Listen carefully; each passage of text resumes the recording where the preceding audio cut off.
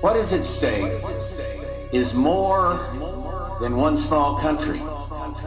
It is a big idea, a new world order.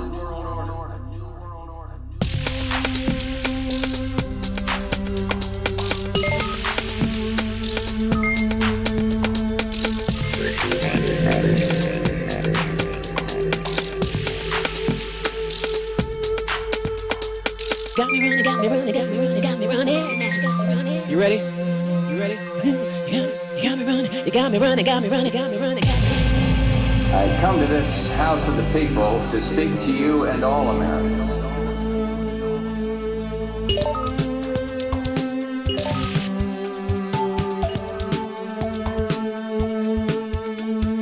Got me running, got me running, got me running, got me running. You got me running, got me running, got me running, got me running, got me running. Where diverse nations are drawn together in common cause to achieve the universal aspirations of mankind: peace and security, freedom, and the rule of law.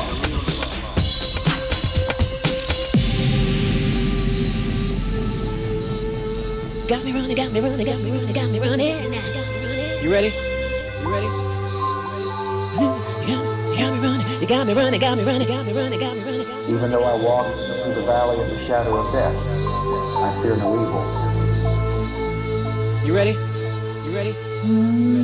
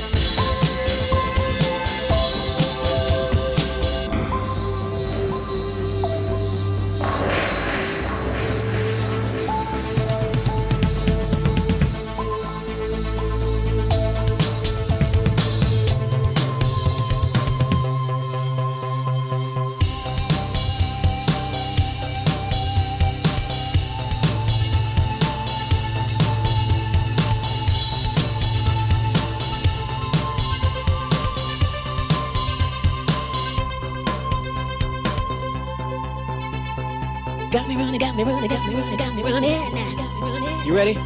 You ready? You got me running, you got me running, got me running, got me running, got me running, got me running. Every nation and every region now has a decision to make. Either you are with us or you are with the terrorists. I don't want no opinions, calling all the shots and I don't need nobody's permission. My own decisions, I don't want no opinions, calling all the shots and I don't need nobody's permission. My own decisions, I don't want no opinions, calling all the shots and I don't need nobody's permission. My own decisions, I don't want no opinions, calling all the shots and I don't need nobody's permission. Take it, take it, take it, baby. Shake it, shake it, shake it, baby. You got me running, got me running, got me running, got me running. Take it, take it, take it, baby. Shake it, shake it, shake it, baby. You got me running, got me running, got me running, got me running.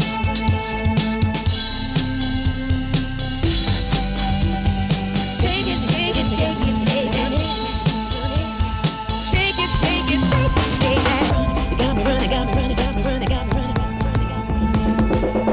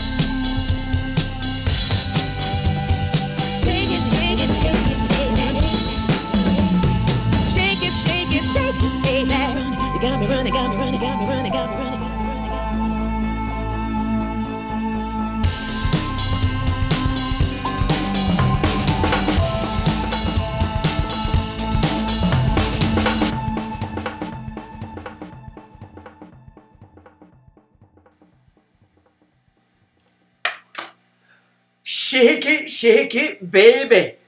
What is it that they can't shake? Ooh, well, that's exactly what we're going to look at tonight. Because we need to know, are these people doing it by choice? Or are they captured? Well, there's been some interesting stuff missing from all our histories.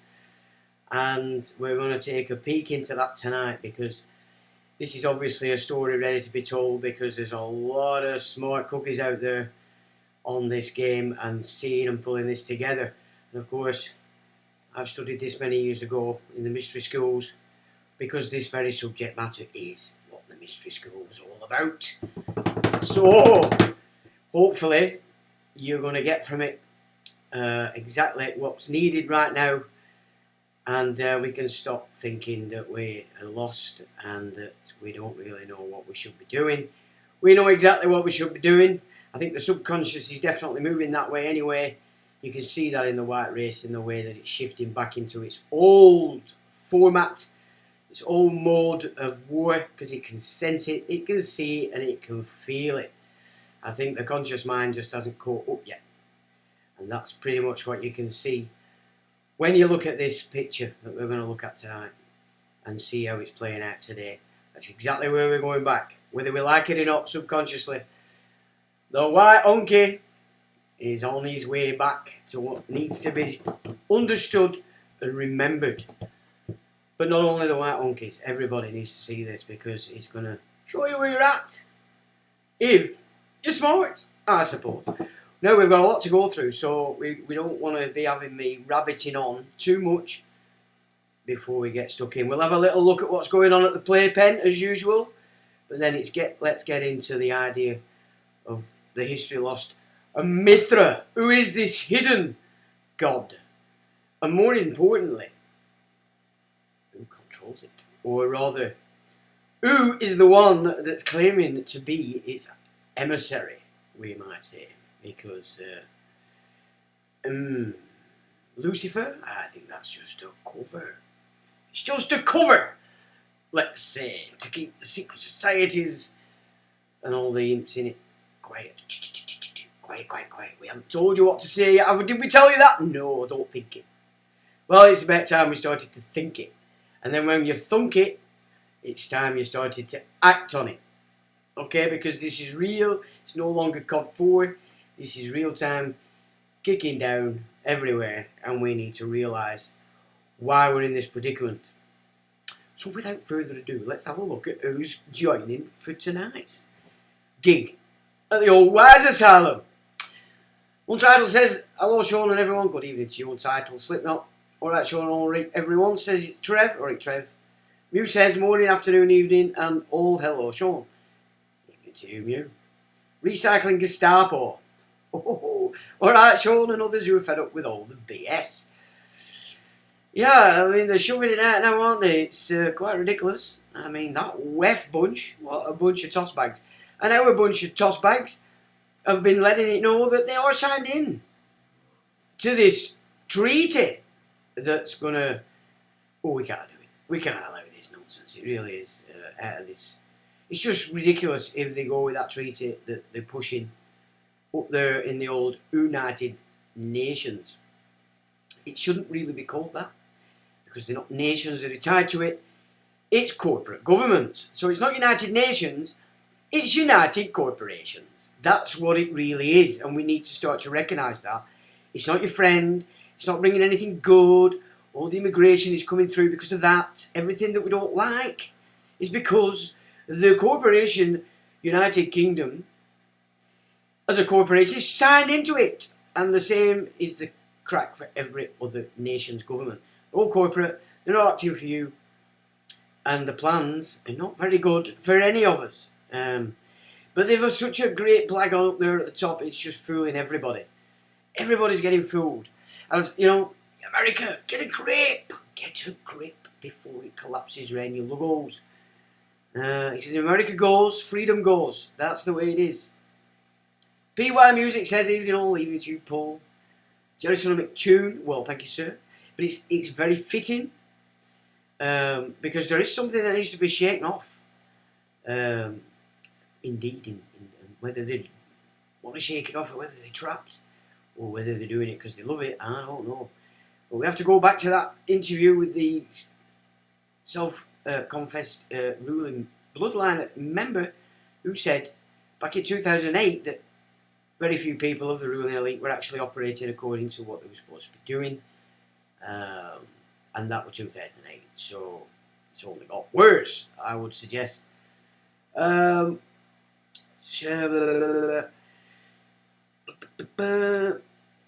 says, "Hey, good folks. How do good folks? Sean, as always, fella, hope you're well. I'm well, thank you very much. And I hope you're well. Evening, Anthony.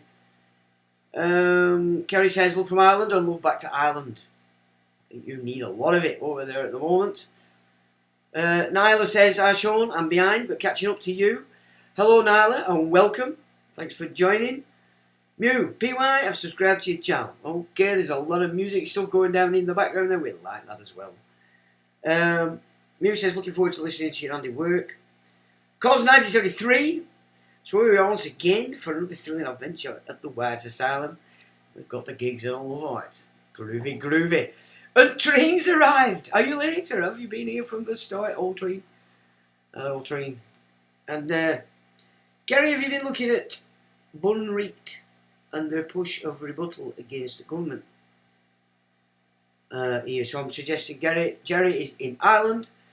Ooh, good, good. So there's stuff going on, that's good. They need challenging, they're complete lunatics. I've never heard such nonsense coming out of a mouth since Ardern lost her post over there in New Zealand. Because that, whatever it is, could talk. And talk garbage. Right. Let's dive in to what's going on in the playpen. And then we'll get cracking on with the old Hidden God. Where are we? I need to find it because there we go. And the US are to move nuclear weapons back to the UK. Ooh. I didn't know we didn't have any. Well, actually, I did know we didn't have any because that's what they told us. But I do wonder if we're paying for Trident. Where are they? And whose are they? Because I don't think they belong to us, but we're paying for it. So, the Yanks are moving back the old nukes. That's a lot of garbage, as usual. Wait a minute, I'm missing it. Boris Johnson would sign up to fight for King of the Country. There's no regiment that'd have that fat bastard anywhere near the barracks. He wouldn't even get over the first assault course. So, I'm not buying that, Boris, you blonde bombshell. You're full of piss. I get your kids off, though, and your wife, because, of course, you want the war.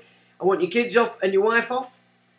Watch the social media images start of politicians royalty dressed in military clothing to brainwash the village to thinking they're ready for war. Stormer, you chat your pants.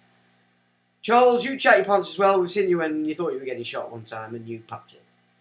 So, look, they are. Just get your kids off first. I want to see all your kids, your grandmas, your aunties, your uncles, and there they are, waving the kids off to war. Well, of course, no, they're not, because they're talking about your flea bags, not theirs.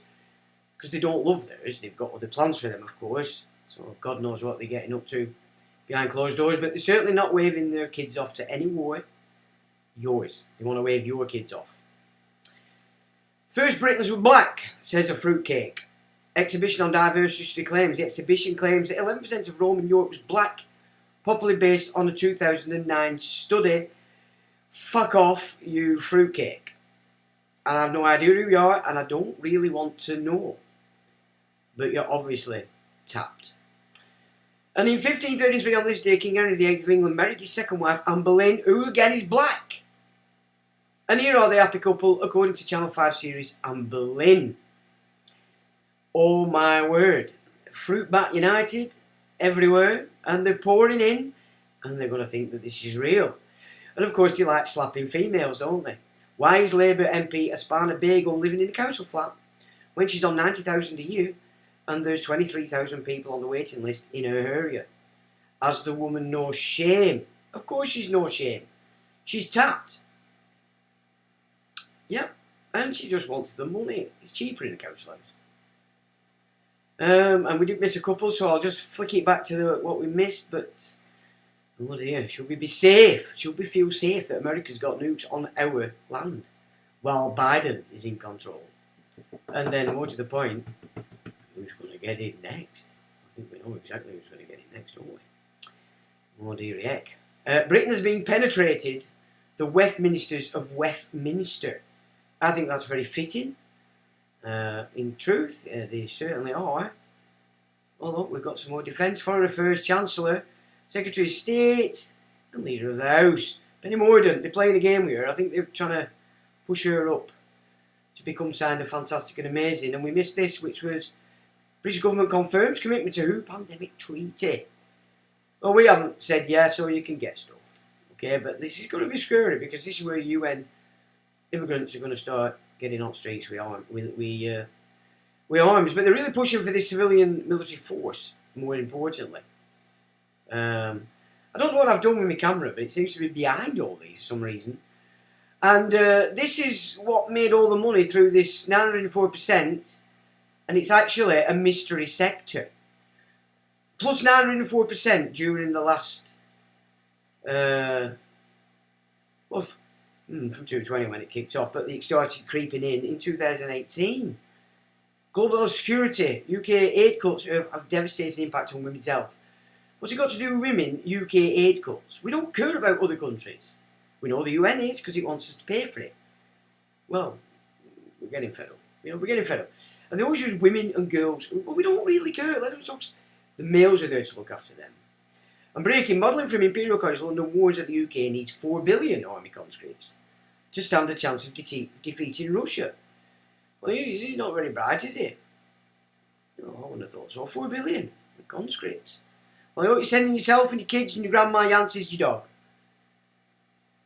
And prepping for military call-up, which is the same game carried out before World War I. From 1888 till 1915, the nation was flooded with Russian Jews. They then killed all our men in the war. Freemasons shifted to the upkeep from the upkeep of England to the upkeep of Israel. And the lodges became ready and ripe for the Noahide. They're doing the same now. We've been flooded with immigrants and they want the white male to go and fight for Israel. Say no, children. And the army holds mission rehearsal test training citizens military of 500,000 Brits as millions could face call-up. Now, this is what they did in Germany. They would go brown shirts, they put the kids on the streets, and then they armed them. That's what they did, and that's exactly what they'll try and do again because they can't think outside the box. And our armed forces are no longer fit to fight. They've been hollowed out by budget cuts and Walker, it writes Con Coughlin. Well, yeah, we could have told you that back in 1988, but you weren't listening then. And you're not listening now, so yeah, anyway. World news, what's going on in the global playpen? Boris Pistorius says peace in Europe not irrefutable, certainly as he insists NATO countries must anticipate threat of conflict. Germany is not ready for military emergency, Defence Minister warns. Well, if you saw on the images in the intro, an image of Vlad, an image of Charles, which we'll discuss. The ICJ holds that at least some of Israel's acts appear to be capable of falling within the Genocide Convention. There he is, looking lovely. The chosen one for the chosen ones. They're not Jewish, that's a fact. White supremacy is the most root of all race-related violence in the US. What utter shit. Point I've made, it says, when a black person attacks an Asian person, the encounter is fueled perhaps by racism, but very specifically by white supremacy. Well, that makes sense, doesn't it? I bet that's very clever, that. So, yeah. Oh, yeah. And now look at these. There's a lot of these. 1999 in Simpsons. There they are, pausing for the gig in real time today. I've stretched them a little bit too much. Maybe fit the screen. Might look a little bit better. Look at that. They're playing a game. It's just all theatre. And the doctors are encouraging the book people to inject it directly into the old penis. And they're discovering that the male patients, the penis offers the fastest release of the fat through the body. And based on findings from the University of California, involving 1,500 men who received it. I wonder how much they got paid for that. And Janelle Grant hopes any dose of secrecy at WWE, or somebody at WWE, which is a big American gig for the wrestling, would defecated on her head. Apparently he's resigned now, because he obviously did, so she weren't telling fibs. So, and that were in a threesome. So she's obviously not a model expression of morality herself, but Hillary is named of a person of interest in child sex trafficking investigation. Get with it, guys. We've known about this for about 20 years, 30 years, even back to 80s. More. So they're not very quick, this FBI, catching up with what's going on in real time.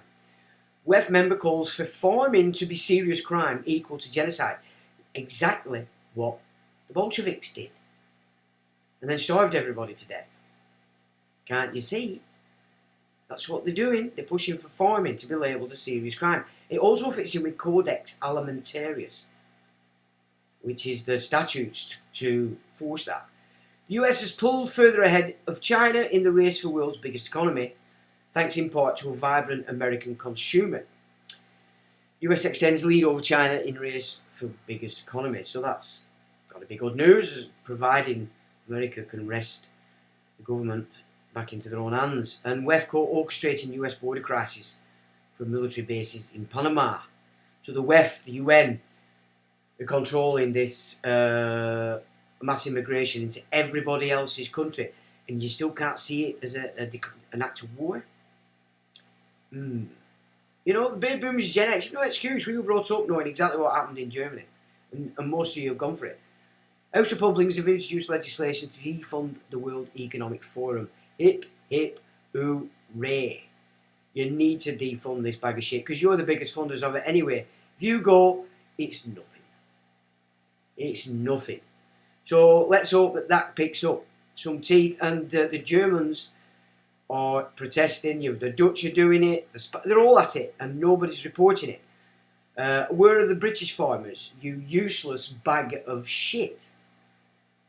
You useless, absolute puppets. You've got one, Gareth. No, sorry boys, no good, you crap. Australia must consider bringing back conscription as all-out war with Russia looms, expert says. Now, what kind of expert are you then, son? Oh, of course we have to believe experts. We're not allowed to do our own research, are we? Remember from last week's? Not allowed to research your own science. And Belgium recently exported 16 tonnes of gunpowder to Israel amid the ongoing genocide in Gaza, as reported today by the Belgian Daily De Morgan. The action starkly contrasts with Belgium's public advocacy for a ceasefire. So they're all full of shit. There's no intention of having a ceasefire because, of course, they need it to kick off. And back to Germany's not ready for any kind of war gig, according to Germany itself. So it's all old rubbish. We're going to do something then. I thought what we were going to do. Oh dear heck. I can't remember what we were going to do then. Well, never mind. What are you guys saying? It's not good, Sean. It's a mentioned conscription like World War I, apparently. It's the kids that they get excited to, and these Gen Zs are absolutely tapped. Perfect. Exactly what they did to the German kids that created the brown shirts and then ultimately the soldiers for the Third Reich. Same game. Green shirts today, of course. Yeah. So they put them on the streets, in your town centres, out everywhere, and they were always aggravating you. And then they gave them guns. Well, that's alright. You just take them off. Yeah. But, I mean, that's what they did in Germany. So you have to say, they don't change these people. They're not that bright. They just keep using these formats because they work. And that's exactly what they're going to try and push now here. You know what I mean? It's not about you, it's about kids. It's your flea bags they're after. You'll have yours, Dad's Army. Now, Dad's Army, and what people don't realise, is their command level had orders. If Hitler invaded, they'd to kill everybody that were politically savvy. That's your own guard. Your Dad's Army bunch back then in the Second World War. Now, we're a lot different today than they were in the First World War, because, as we looked at the other week, once war declared here on Blighty, the entire population erupted in celebration. That's how programmed they were to imperial things, and they hated Germany because Germany had been given the new engineering tech and not Blighty. So our engineering expertise was on its way out while Germany's was on its way up. Big thanks to Uncle Rothschild. That's what they were playing at, because they had full control in there as well. And so the issue was on. Now, in the intro, I've added some new images, specifically one of Vlad, one of Charles. Now, and then I put both of them together. Now, if you know, it's a set piece. They have the left hand on the table, but specifically on some white gloves. And the left hand is holding the sword. Yep. You want to might have a look at that again when this is done and dusted. Because you've got Charles, you've got Vlad.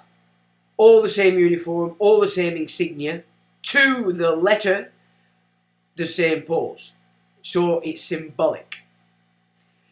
Yeah, the puppets. Now, of course, all our royal family were poorly sick on the 17th of January, which is, of course, St. Sulpice Day. And in one particular tradition, I forget exactly which one, it's also classed as the New Year's Day. So, very important day is January the 17th for many, many reasons. And that was the day they announced they were all poorly sick. So again, it's another scripted ritual. But you might want to go back and look at those images just to see. In fact, I think I've got them in this piece that we're going to look at tonight to show, so we'll analyse it again. But if you didn't notice it in the intro, you certainly will the next time you see it. Right, here we go. So this is what I've been going on about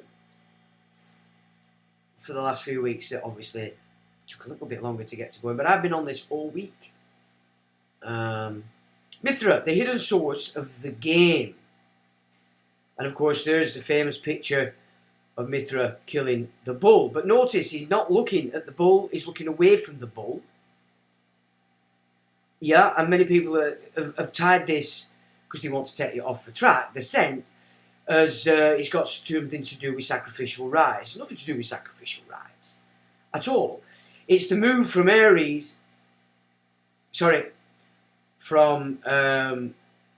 Taurus, the bull, into the age of Aries. Now, of course, Aries moved into Pisces, and now Pisces is moving into Aquarius. So these images are symbolic of these shifts of ages. So nothing to do with sacrificial rites at all. And that's why he's looking away. Yeah, so that's what that is. But this is important because it's what Mithraism is basing. So Mithraism goes way, way back. Way, way back. Yep. You can say to the shift from Taurus into Aries. But of course, it would have been existent within the time of Taurus also. So the Mithrin cult or idea is ancient.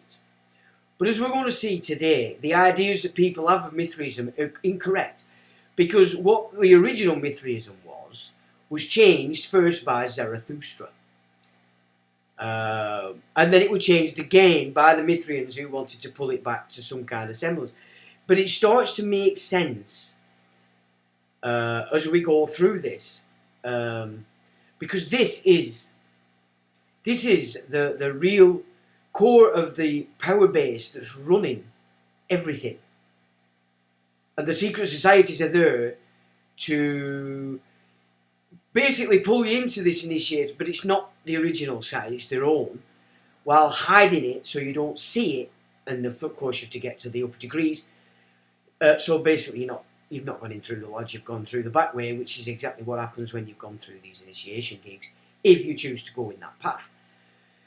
So, that's the image. And it says Golden Rule of Zoroastrianism, which is the step off the original Mithraism through Zarathustra, who's also, we could say, the forerunner to what we know as philosophy. So he's pre-Socratic, and you could say Socrates, Plato, etc.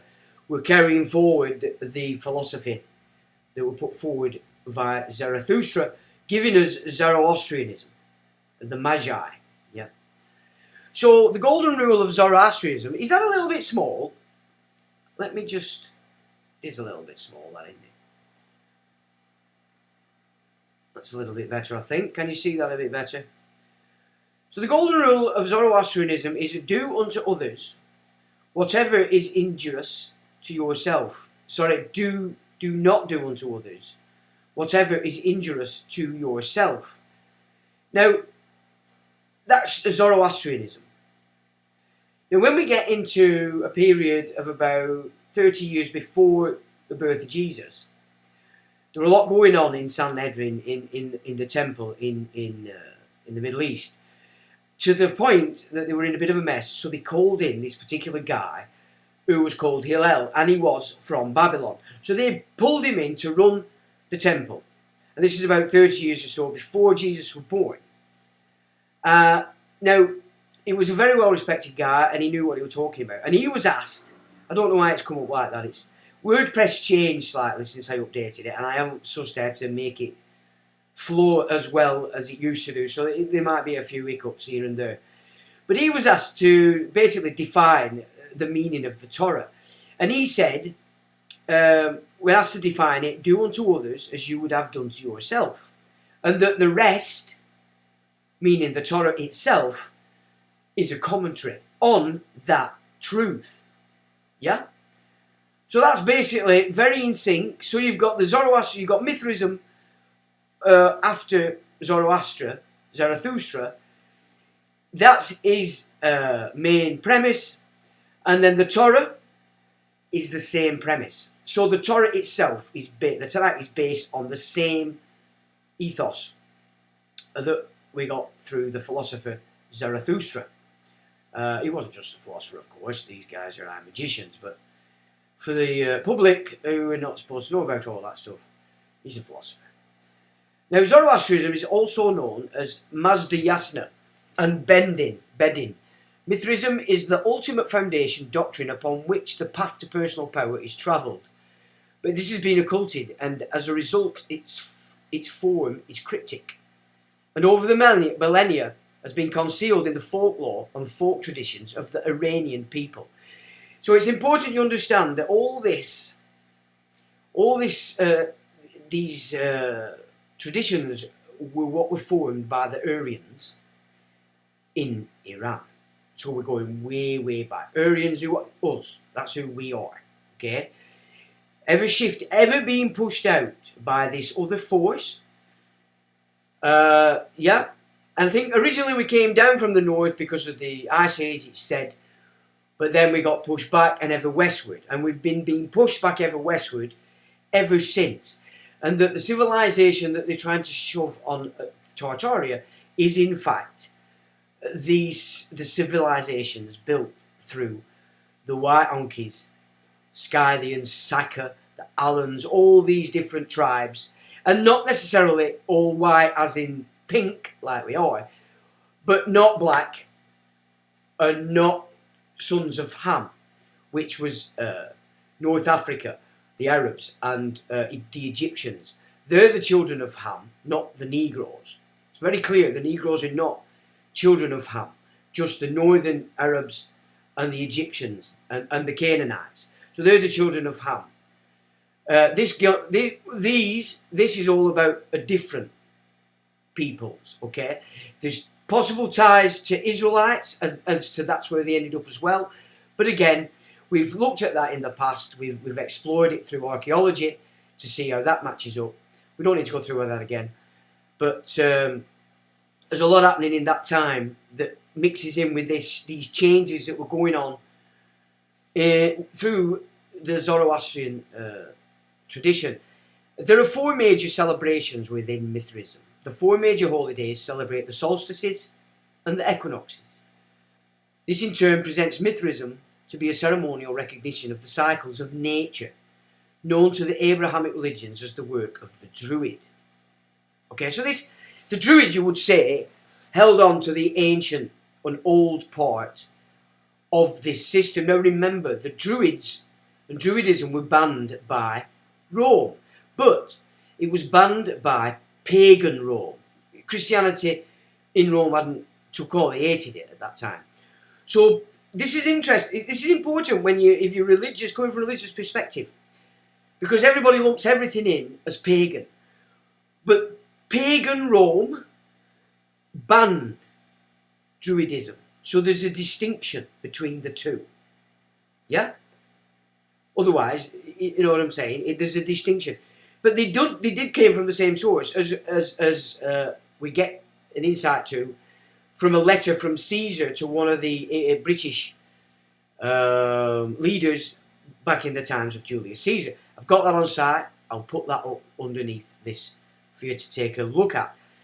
To make a study of the tradition generally mistakes the origin of Mithraism to have root in the Zoroastrian liturgy. The truth of the matter is that the festivals far predate Zoroastrianism. Now, just before I go any further, I just want to point out that some of these references, because there's one guy in particular who's an absolute gem. Wait a minute. Where am I here? Just want to put this in. So, oh God. Well, there's that image that I was telling you. Look at the exact same uniform pose, but look, the hand is on the left hand, the right hand is on the white gloves. Then that's Masonic. He's showing the hat. Okay. Charles is hiding the hat on this image, but it's the same. Everything is the same on both of these characters. Anyway. So, right, I can't find that because I'm crap. So we'll just crack on. We'll come to it then at the end. Jason, Dr. Jason, somebody that's the main point of reference. Pulling all this together like this. The tradition itself is Mithraic, which is, so he's saying Zoroastrianism itself is actually based in Mithraic tradition and includes the festivals of Yalda, which is the time for the commemoration of the triumph of light over darkness, which is still practiced in Iran today, and holds direct connotations to all those who claim to identify as what is termed Celtic. The festival encourages us to recognise the hardships while projecting into the new sun cycle thoughts of improvements in all endeavours, and therefore the festival, Yalda, is the source of what today we call Christmas. Mithra in its true form represents the light. Yalda, therefore, is the birth of the light, which of course we know is the sun. Next comes Nuraz, which is the spring equinox. Then comes Tergan, the summer solstice celebration, and here we will see a relationship between Tyr and Tyrgan. Now Tyr is of course in the Norse tradition. So we see a relationship between Tyr and Tyrgan and the Norse traditions. Tyr, you have Mithra, Kana and Mergan, which features the name of Mithras himself in the name of the celebration, which is the autumn festival. The image to the, well, it's not to the left, it's below, depicts a Yalda altar, which is the celebration of the winter solstice and the birth of the light. And the birth of light is Mithra. Now, with Christmas, originally as a Druidic system, it was celebrating the movement of the sun, which stands still on the 22nd on the solstice, and then rises again on the 25th, which we use Christmas Day. Yeah? And then, of course, so there, the Druid system celebrated what we call Christmas as the rebirth of the sun, and we, as Christians, they've put on top of that a character, Saint Nicholas, or Father Christmas, or Santa Claus in the US.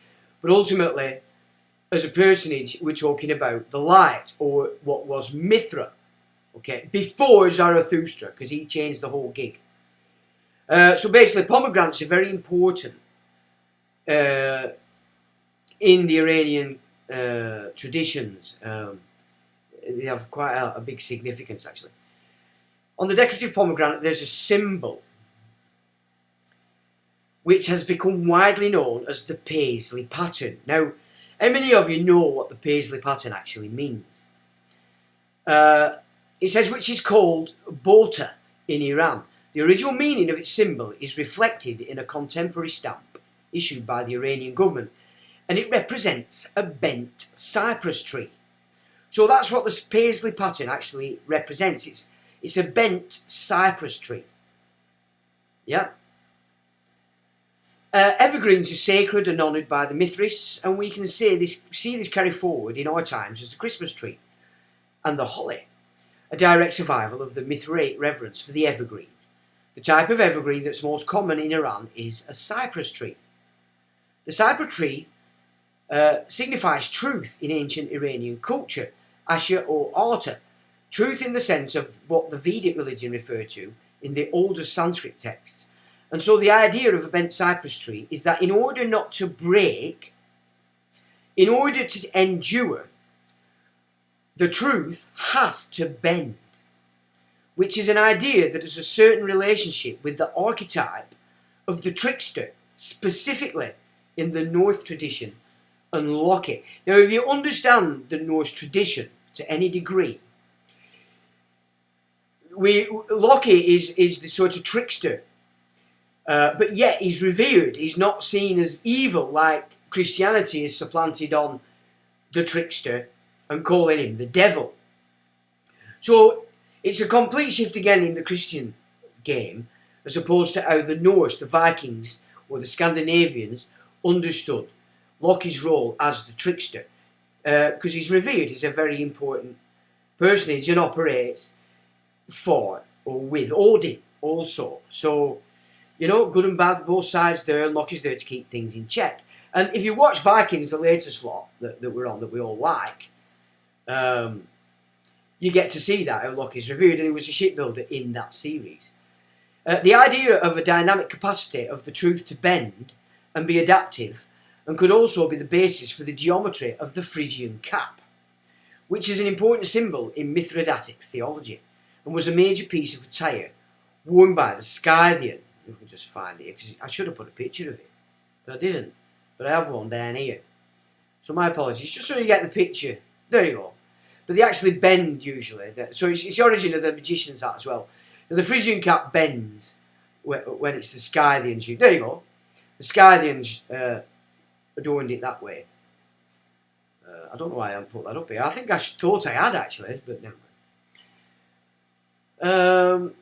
Which is an important symbol in Mithridatic theology and was a major piece of attire worn by the Scythian. Below we see the Mithraic celebration of the autumn equinox. As with the Yalda celebration, the offerings on the altar are important, but there is another facet of the autumn equinox celebration that is particularly noteworthy, especially if you are of the British Isles. The celebration involved the building of bonfires and the jumping over of purificatory fire or firewalking, in the sense of a symbolic trial by fire. And these kinds of bonfires were often associated with the harvest and coming of autumn. The harvest. Now, here in Britain, up until maybe you might say the 90s, we had a major obsession with bonfires. And I know it goes back to Druidic times. Now, they've shifted its meaning many times as they've had this system on us for a century, since Crusades. And the last one we had that everybody accepted was Bonfire Night, which they said was celebrating Guy Fawkes' failure to blow up Parliament. However, that's actually a load of garbage. Now, I have got it written somewhere in the website of what the actual celebration is, and I forgot. So my apologies, because I tried to find it, but I can't find it.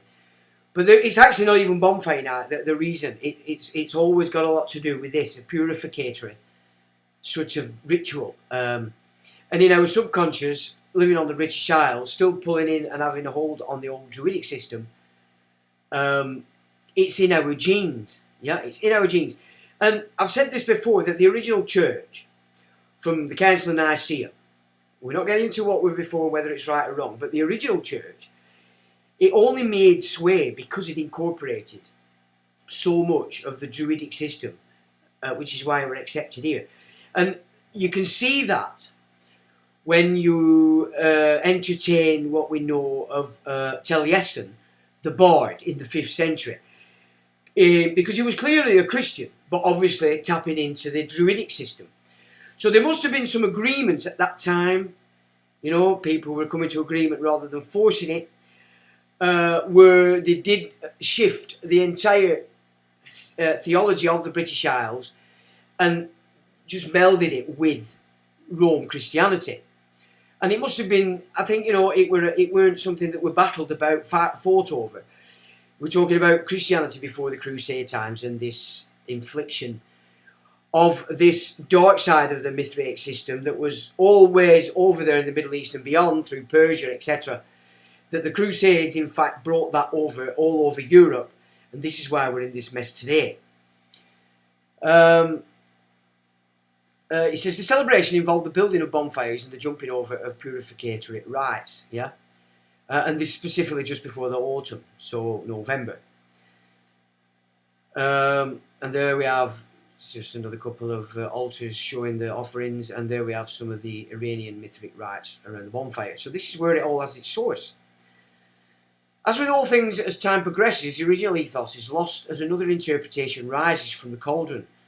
The original New Year, which was the festival of Mithrakana, or Mergan, was changed by Zoroastrians to the Nowruz celebration, or the spring equinox.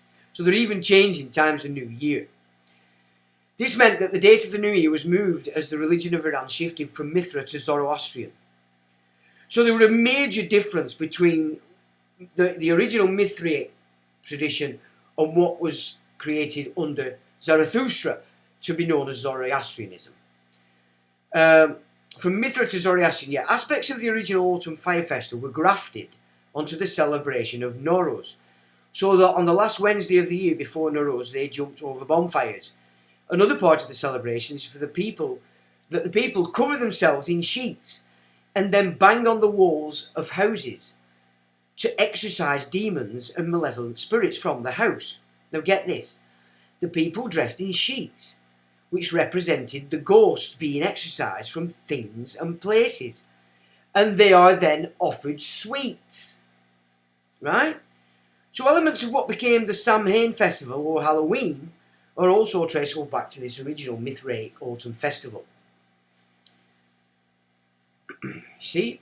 So, this is our root as a white onke, and it's been progressively shifted away from this and moved into these other systems that this crew over there classing themselves as still Iranian, and this is where you get all this see, which is why I put the intro. These are the families that claim heritage from Iran because they're Aryan, right? So it's all in the mix here. Nowruz is important in that people mistake Nowruz for a Zoroastrian holiday when it's not. If you look at the original symbolism of Nowruz, or the New Day, it has to do with the ascension of a certain king, an emperor called Jamshid, as he ascends into the heavens with his throne being carried by devas. Now this is important if you can understand this side of things, if you're a bit occultic. That he is bound to his service. So this particular guy has bound divas and devs to himself. So this is black magician kind of stuff, yeah? And he's bound them to his service. And its original thing is that in that, so that if you look at the picture there, you've got him going up in his little chariot, and these things around him are devs that he's trapped into his game as a black magician, and then uses them to raise him up. And so that's the symbolism that we're getting with this kind of stuff. But there you can see knowledge of the unseen and the knowledge of how to pull them in so that they work for you is also involved in all this stuff. Where am I? That he's bound to his service. The bonfire is important here. In essence, the people are celebrating around a bonfire, which symbolises an alchemical transformation of matter from one state to another, from a base solid into something finer. In the case of the fire, a gas that ascends to the heavens, which mimics Jamshid's throne being lifted into the heaven by devs, and there's the image. Now, alchemically, it's also celebrating the alchemical transformations that can go on in you once you've opened the gate from being in the garden, and then you're ascending up through the heart beyond, and you're in the fifth, and that is always depicted in the ancient stuff as a blue person, a person painted blue. So you're at the throat chakra. You are an expression of that level of existence, and they used to call you the shining ones. And of course, if you're not, or if you haven't come out the garden, you won't recognise a shining one. I think it's something that it's only recognisable when you actually get in there. But I think as you're moving close to it, you'd probably get a semblance of it. And so again, you know, so many things that people take as literal, they're just not. And so that, again, is symbolic of the alchemical process within you. Because the mystery school, as I said to you before, is actually a breaking down of you in the fires. You're breaking down, and it's painful. It's a terrible thing to have to go through, because you're breaking down all the falsities. And it is a trial by fire. And you know, it was a 7-year gig. It was terrible, not nice. But if it's successful, you will transform your being to the higher frequencies. The fundamental distinction between the Iranian and the Indian belief systems, so now we're seeing the difference between the Indians, or what we call the Hindus, and the Aryan Iranians, is that the Iranians worship Asuras or Ahuras, and they demonize the Devs, who are worshipped by the Indians. So in this symbolism, you've got an Aryan entrapping the entities found amongst the Indians in order to. So this is what you would sort of class as the wrong way to do it. That's what it, you know, because he's trapping his enemies' entities to help him ascend. Yeah. Now, hang on, we're left. So someone's gone seriously wrong here with the images. I don't know what it is. My apologies. It says left, so there's nothing left. You can see devas that have been subjected by. Oh no, actually it's above. So it is that one. Who is said to be attaining a Huric or a Shuric power. So it is clearly a Mithrae image and holds a synchronicity to the Atlantis myth in Western civilization, or in the Greek culture that we find in its oldest form coming from Plato, in which we are told that Jamshid Shah and his whole civilization is punished by the Devs, that there is destruction of the world to punish the pride of the king, who believed that humanity could ascend to godly power by storming the heavens. I think I know a theology that claims that now. And it's very mixed in with hallucinogens, isn't it? That's your 60s nut jobs, your intel boys that were pushing and moving and controlling the old 60s revolution on LSD. If you reference the Avesta, we see that the form of destruction took place in the homeland of the Aryans, but it was not a flood, a freezing over of the Aryan homeland, right? So the destruction of the Aryans at this time wasn't a flood, it was a freezing. And that matches into a lot of historical context as well, as to why the Scythians were whizzing about all over the shop. This again is referenced in the Norse theology, where it is said that Hell or Niflheim is cold, dark and misty world of the dead, a frozen place which is in direct opposition to the Abrahamic tradition that sees hell as extremely hot. This opens the window to see the interconnection with Mithraism and the lore of Odin and the Norse pantheon itself, which by necessity conjoins the same theology to that of the Greek pantheon, and also for the Romans, or the first Rome. So I mentioned last week 3 Romes. The first Rome was Romulus and Remus, which it started as a republic, became a dictatorship and an empire. The second Rome is the Council of Nicaea, when they created the Church of Rome.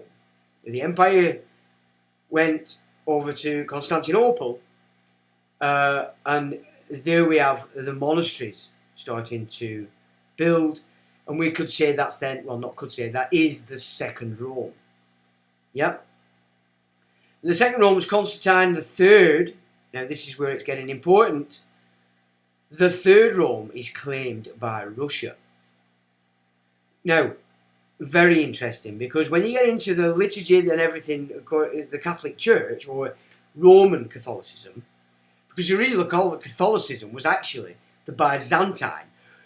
Yeah, we weren't classed as Catholic, we were classed as Arians. So across Europe, Italy, yeah, up to Scandinavia, because also we have to remember that the Vikings quite happily moved into this Christian system.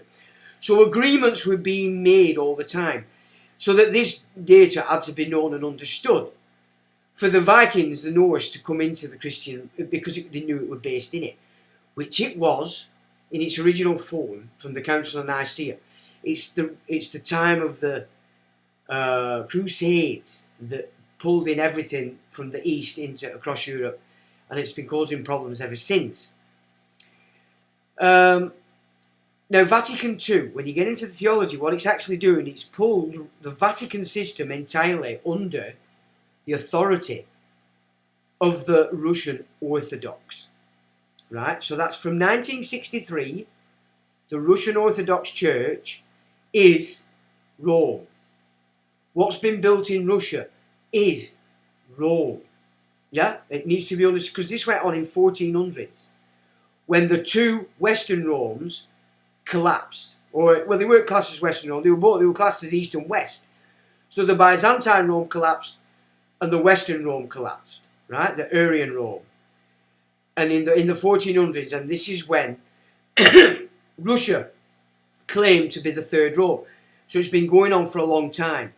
And remember, in the 1700s, the Prussians took over Russia through Catherine the Great.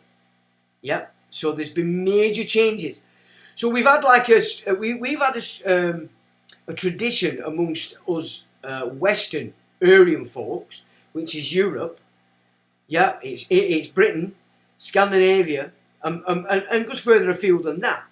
We were classed as Aryan Christians. The Byzantines were classed as Catholic originally. So that collapsed. They collapsed, and Russia claimed the third Rome. But when you can remember what's gone on in Russia, you know, Bolsheviks as well even, the power game shifted over there back then for the elites. And we've not seen that. We've thought and continue to think that Rome, the Vatican, is actually the power, and it hasn't been for a very long time. It's just been a puppet thing. So we really need to understand why there are quarters in the West that can see Russia as something not good. Also bear in mind that the Bolshevik Revolution in its entirety were funded by the inner city of London through Wall Street, which is where Prescott Bush gets involved with it, and this is why the Bushes were raised so high, because of George H. Bush's father Prescott. Yeah, big on the old bootlegging and stuff like that. You know, they made a lot of money that way, but he was the intermediary for Wall Street, you might say, and the IG Farben, which was made up of Boeing, Coca-Cola, Pepsi Cola, Northrop Grumman, GEC, you know, all these mammoth companies, corporations. Actually, when you get into what IG Farben were, which is what became the Third Reich, they were all what you might say Holy See corporations, but not looking like they were coming from the Rome side, because of course they created a new jurisdiction called the Church of England, and which they built an empire on that, so it didn't actually show itself to be tied to Rome. It's all been really clever. So Vatican II, in its entirety, put the Vatican Roman religion under the control of Russia and the Orthodox Church. And a lot of people keep flying, oh, I'm joining the Orthodox. Well, okay, off you go. But are you telling me the Bolsheviks didn't completely take it over? From 1917, they killed a lot of people. They killed a lot of people, and they've had control of it for time enough to get the Soviet system set up and going for that length of time, killing native Russians. So who represents that? Mongolia that way? That's why I keep saying there's more going on over there than meets the eye. So Vatican II carries out an initiative authority from Vatican Rome to the Russian Orthodox system, which is ultimately a Byzantine mix, with Mongolian and other Eastern races pulling together in what is called the Noahide, or the laws of Noah. This has been achieved through the Carolingian Holy Roman Empire parading as the Franks, and pulled together under the title of Prussian, incorporating all the high-end knightly orders from the Templars to Freemasonry, overseen, it would appear, by the Society of Jesus, or Jesuits. Next comes the synchronicity and alignment of tradition with that held today by Judaism, specifically to the number 7. And if you're sharp, you'll begin to understand how Talmudic Judaism is in fact a culted dark mimic of the system offered by Zarathustra. 7 in its entirety, a Mithraic symbol, and it's what Nowruz is meant to commemorate. So this 7 that the Jews have afforded to the self is way beyond and before them. So again, you know, when you look at these, who are these people that call themselves Jews, that sometime back in the time have managed to jump on something that was destroyed and then play what we left off against itself by its own traditions while being separate but benefiting from it. Does that make sense to you? This is how I've always seen it. There's something else we're missing that we've continued. So there's been some major catastrophe, probably something to do with these mud floods that we've seen in a not so distant future, quite possibly the 1600s, it's been suggested. And that in the confusion of that time, in came this other bunch, dark priestcraft, took it up, and through whatever means have managed to keep us all thinking that we've still got our elites, our bloodlines tied to what we'd accept as right in place, when in fact they've used them as puppets, but it's been controlled by this other force that today we can see playing itself through Israel. We can say it's playing itself through China. It's playing itself through Chabad Lubavitch, through the Church of England, through all the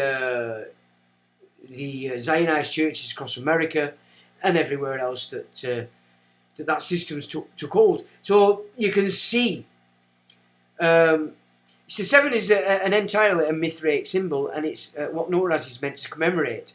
But we're looking at a deception here in that 7 items on Nowruz's altar, which were later reinterpreted to signify the Amesha Spenta, or bounteous immortals, in Zoroastrianism, the 7 bounties. There are 6 bounties, immortals, in Zoroastrianism, and they are seen as emanations of Ahura Mazda, who the Zoroastrians claim is the 7th. But there's an older symbolism that's been covered over by the Zoroastrians, and that the 7 items on Nowruz's altar actually symbolise the 7 grades of initiation and the 7 planets in Mithraism. There's been a symbolic overriding that's taken place here. Can we guess by whom? This is the mystery school in its purest form, and that's the mystery school that those 7 initiatory rites that I went through in the 90s. But in truth, the mystery school never ends. That was the initial purification system to decide who you are, and then you'll go. Yeah? So that's the purification side. You will meet the dweller on the threshold if you've got the balls to pull yourself right down to your core, and then you see the dark side that's there and that you can pick up on. It's yours, you know? You don't want it. You don't really want it.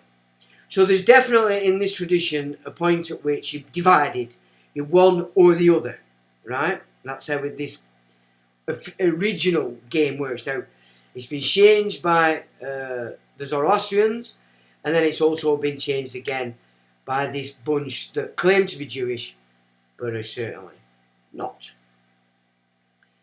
And these is again the festivals showing you the coming up with the offerings, etc., etc. And this is where it's all coming from. So when you start looking at a lot of these old ancient images, it's all coming out of this system. So this must have been a global, the gig, as it were. Now the Achaemenids, who formed the first Persian Empire, are important to the next point of note in the journey of the Mithraic tradition. While we're on the subject of Noros spring equinox, it's worth pointing out that Persepolis, the capital of the Achaemenid Empire, was referred to as Takht Jamshid by Iranians, and a lot of scholars have made the mistake of thinking that in Iran it was forgotten that that place was called Pars by the ancient Persians, and that when Ferdowsi, the national poet of Iran in the early medieval period, wrote his epic, and he talked about Jamshid Shah ascending into the heavens, Iranians looked up at the statue of this ancient site and misnamed it the throne of Jamshid. This must be considered to be a total fallacy. The site was always called the throne of Jamshid, esoterically, because the ground plan of Persepolis, with all the relief carvings on the wall, is meant to symbolise the celebration of Nowruz, which is spring. In the above image, you see people are bearing Nowruz gifts, so that's that one. For the king, Persepolis was never used as the political capital of the Persian Empire. It was an entirely ceremonial site. It was a religious site dedicated to the idea of Nowruz. It could then be suggested that what the Achaemenids were trying to say was that the founding of the empire represented the attempt to regain Ahuric power, to reenact the feat of Jamshid Shah, who bound the Devs and forced them to serve his rising to the heavens as an equal to the powers divine. So we can see then that the Achaemenids were basically shifting it to a more of a black magic tradition. Yeah, so that's what they were up to. The origins of Mithraism show the primordial bull slaying, and there's a sense that the bull slaying image refers to the slaying of the primordial bull in the Gathas of Zarathustra, which are the oldest writings of the Zoroastrian tradition. Above you have an image of the primordial bull or cow as a sort of primordial earth, or the Mother Earth goddess, or the form from which all life springs. So the idea being that the slaying of the bull is life-giving force. But here's the interesting thing, that in Zoroastrianism, Gosh Urban actually cries out to the soul of Zarathustra for protection from the Devs, or the Devas, who are assailing her. And in particular, Ahriman is identified in as the adversary. The figure that becomes the prototype for Satan is identified as the one who slays the bull by Zoroastrians. Well, that's garbage, you see. That's the garbage side. Something bizarre is going on here in terms of Mithra subsequently being identified as a bull slayer, insofar as the slaying of the bull as a positive symbol of the earth was attributed to the diabolical power of Zoroastrians. There's some kind of inversion going on, so they're inverting all this stuff, yeah? In the Gothas of Zarathustra, Zarathustra developed the conceptual framework which is unprecedented in its abstraction and sophistication. He says is that there are two universal forces. One is a force of copious creation. It overflows, as symbolised in the Horn of Plenty, as it creates energy and form in the universe. The energy expresses an evolving divine intelligence. He calls Sapanto Minu. The creative force is opposed by a constraining force, a force that constricts the creative impulse. Angra Manu is the Divanam Devo, the Devas of Devas, or chief of the Devas, and is the constraining mentality and acts as a counterforce, moving always to restrict or constrain the creative power of Ahura Mazda, as the Lord of Wisdom. This is the dualism known to be the core of the Scythian and Celtic early traditions, and the mainstay of the religion before Zarathustra formed its philosophy. So it was a just two-sided gig before Zarathustra turned it into a Trinitarian system. Alright, so people going about the Trinity and all that and saying it's garbage, it's all this. It's one of the oldest, it's the first move of the dualist ideology of the Aryans, the early Aryans, or archaic, going way, way back. So this idea, an idea of the Trinity, it just came about through the Catholic Church, is garbage. You really don't know what you're talking about. It's a very ancient symbolism, and we can say we can take it as its root from Zarathustra. So everything goes back to this tradition. In truth, where are we now?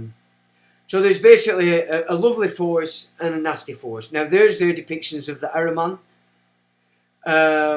Yeah, Serpentine. Now if you remember the film Exorcist, you know, there's a distinct image in it they're given on the page when it's showing one of the priests reading what it is he's dealing with. Yeah? So this is the ancient ideology of what... Before Zarathustra. So before... So the Trinity idea basically is trying to bring another force into play. So it's not just you're either one or each other. It's just complete chaos then, isn't it? You know what I mean? So the beginnings of our civilized ideology is based on the fact that Zarathustra brings in another form. No, wait a minute. No, this is after. Sorry, hang on. I might be getting above myself there a bit. He says that there are two universal forces. One force of whom corpus create, blah, blah, blah, blah. Yeah. The creative force of pause. I've done that as well, haven't I? So, no, sorry. Yeah, Zarathustra brings in a third. I were correct. Sorry. I'm getting a bit confused there. And Zarathustra brings in something new. So the concept of Ahriman, so devil today, Satan, which we'll find out it isn't Satan, as it were. But then it is, to a point, but not for why you think. The reason why people hate Satan when you're in the garden is because that's the one that's restricting you. That's the one that will not let you travel beyond your capacity. So you're going to hate it, aren't you? I want it. And so in order to uproot that, they're using these entities that are in the unseen in order they can force it. You with me? So you've got root chakra, you've got sacral chakra, you've got the solar plexus, and you've got then you've got Judaism root, Islam sacral, solar. The three different frequencies. Yeah. So if you're born into a Christian traditional nation, then you've achieved quite a lot. But in there, you've got to work out two things mainly. You have to take responsibility for your own actions. Absolutely, completely. Yeah? And in order to do that, there's all sorts of little moral codes that you find in the Christian tradition that you have to satisfy in order you're going to get that key and you're going to be able to move above the garden, as it were, yeah, back into creation. So the concept of Ahriman, which is this guy, a manu mind or spirit or otherwise an abstract energy that is anger, destructive, chaotic, disorderly. So this is where you get angry from. So anytime you're angry, your mind's polluted and you're playing out this energy. Yeah, you're playing it out. So it's not all one group over there. This is happening within us all the time. Two polarities, flipping between two. And anger specifically is afforded to this destructive energy that will destroy your chances of achieving what it is you're trying to achieve, which is to get out of the garden. So it's destructive, chaotic, disorderly, inhibitive and malign, of which a manifestation can be anger. There is another major innovation of Zarathustra besides this conceptual abstraction of two cosmic forces at work. Rather than simply a pantheon of gods or demons, the other major innovation is the idea that history is teleological, or that there is a progressive series of stages leading up to an end of history, and that the battle between these two cosmic forces is teleological. It's going somewhere, so it's moving forward. And it's moving towards an end of a particular time. So we can match that with each cycle of the zodiac, each age. That again shows this idea. You've got the Mayans who work on the bigger cycle, 26,000 year cycle. So this is what I pulled in on my own. It's got nothing to do. You'll not find this in the traditions. So if you take back the Mayan, right, as a 26,000 year cycle, which is the time it takes for the central point, the sun, the light, to traverse every single zodiac sign. 26,000 years, that's what the Mayans count. Right? Now, if you look at that particular, transfer that to the 12 zodiac signs, each afforded to a part of the body. So, Aries is the head. And Pisces is the feet, and each progressive sign is a different part of the body. So in that 26,000 year cycle, to a place outside of time as we see it, which goes on and on and on, each epoch is building an image of man, isn't it? So it'll start Pisces, into Aquarius, ankles, calves, on up through until eventually gets to the head. So when it gets into Aries, that is the expression or image being projected into the matrix by man that's existent in that 26,000 years, the time passing through each of the things. Does that make sense? So each epoch, 26,000 years, is actually a full image of a man gone. Yeah? So when it goes from Aries back to Pisces, it's starting a new man. So this image of this man that we're in now, it's not the beginning going into Aquarius, because the beginning was the shift out of Aries into Pisces. Where through the if you go with the Buddhist thing, is all the waters were pulled asunder, flowing everywhere. Nothing was fixed. Nothing were, and you can see that in Pisces, isn't it? And people didn't know how to deal with that, and so it became vicious, angry, etc.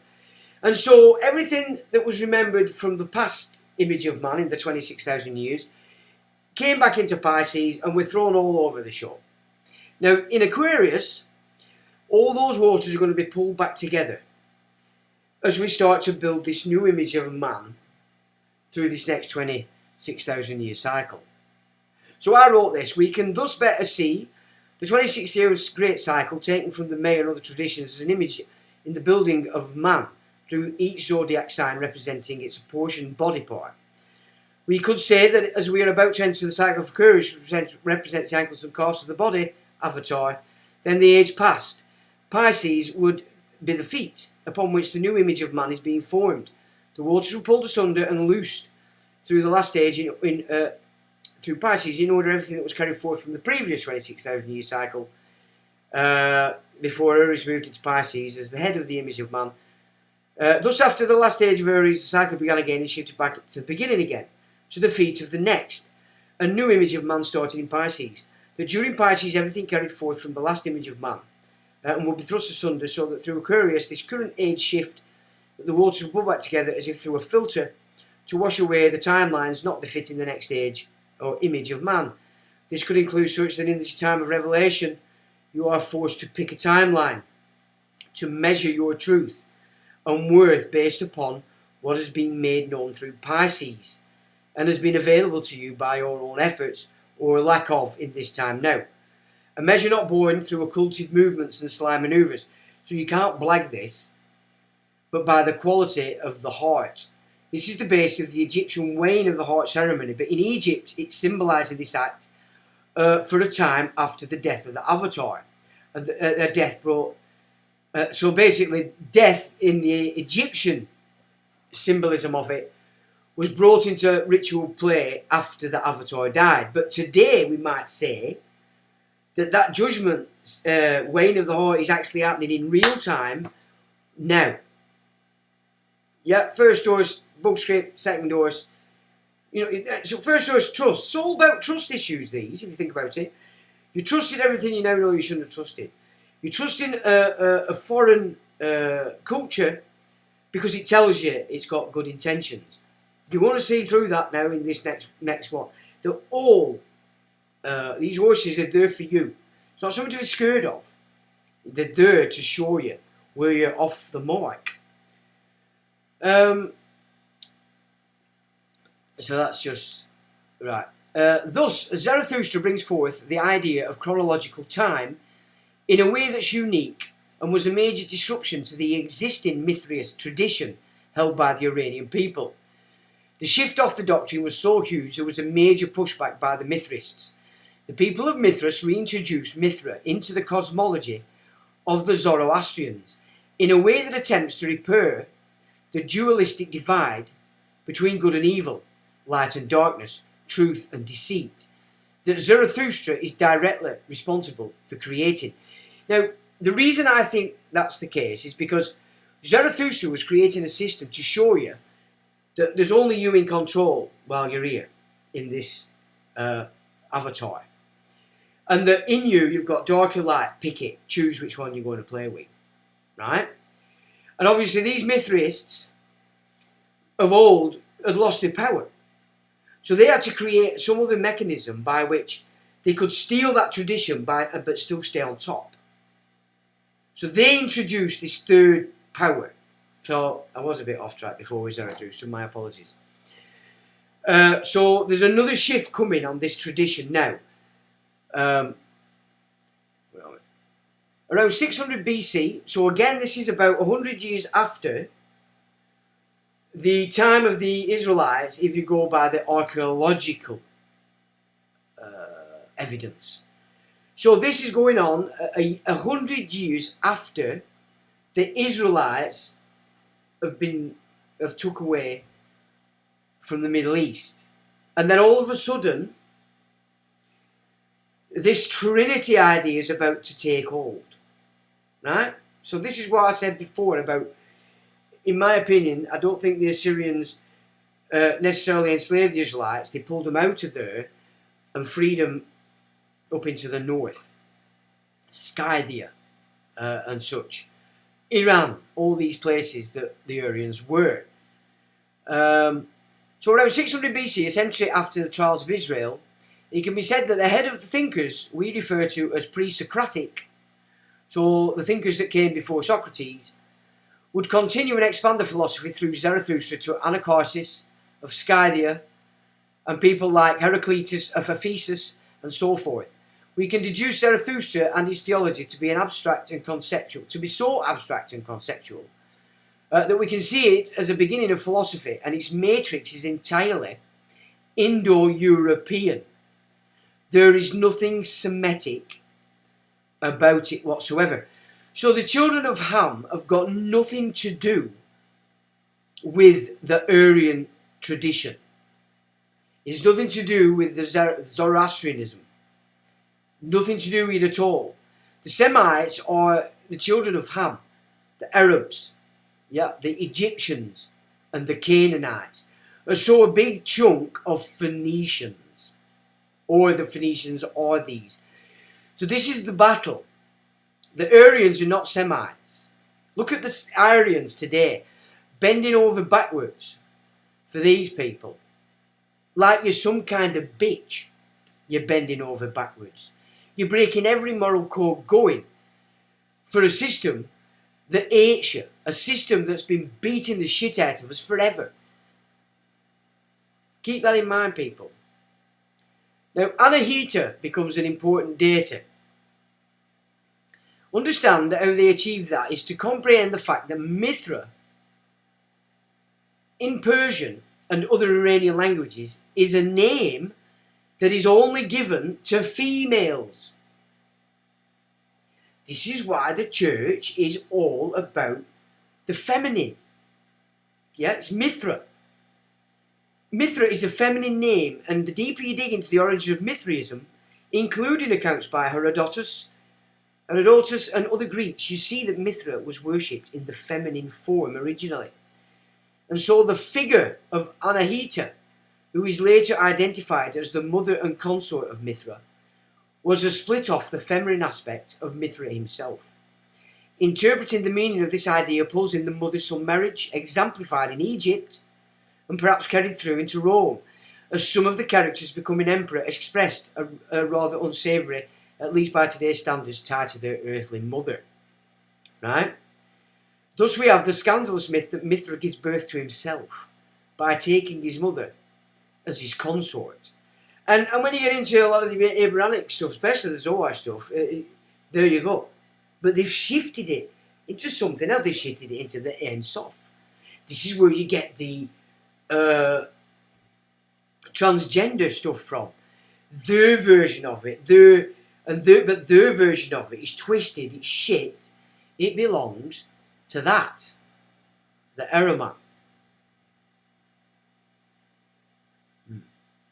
Not unlike the Ouroboros idea, the core meaning of which is the act of self-creation, Mithra creates himself.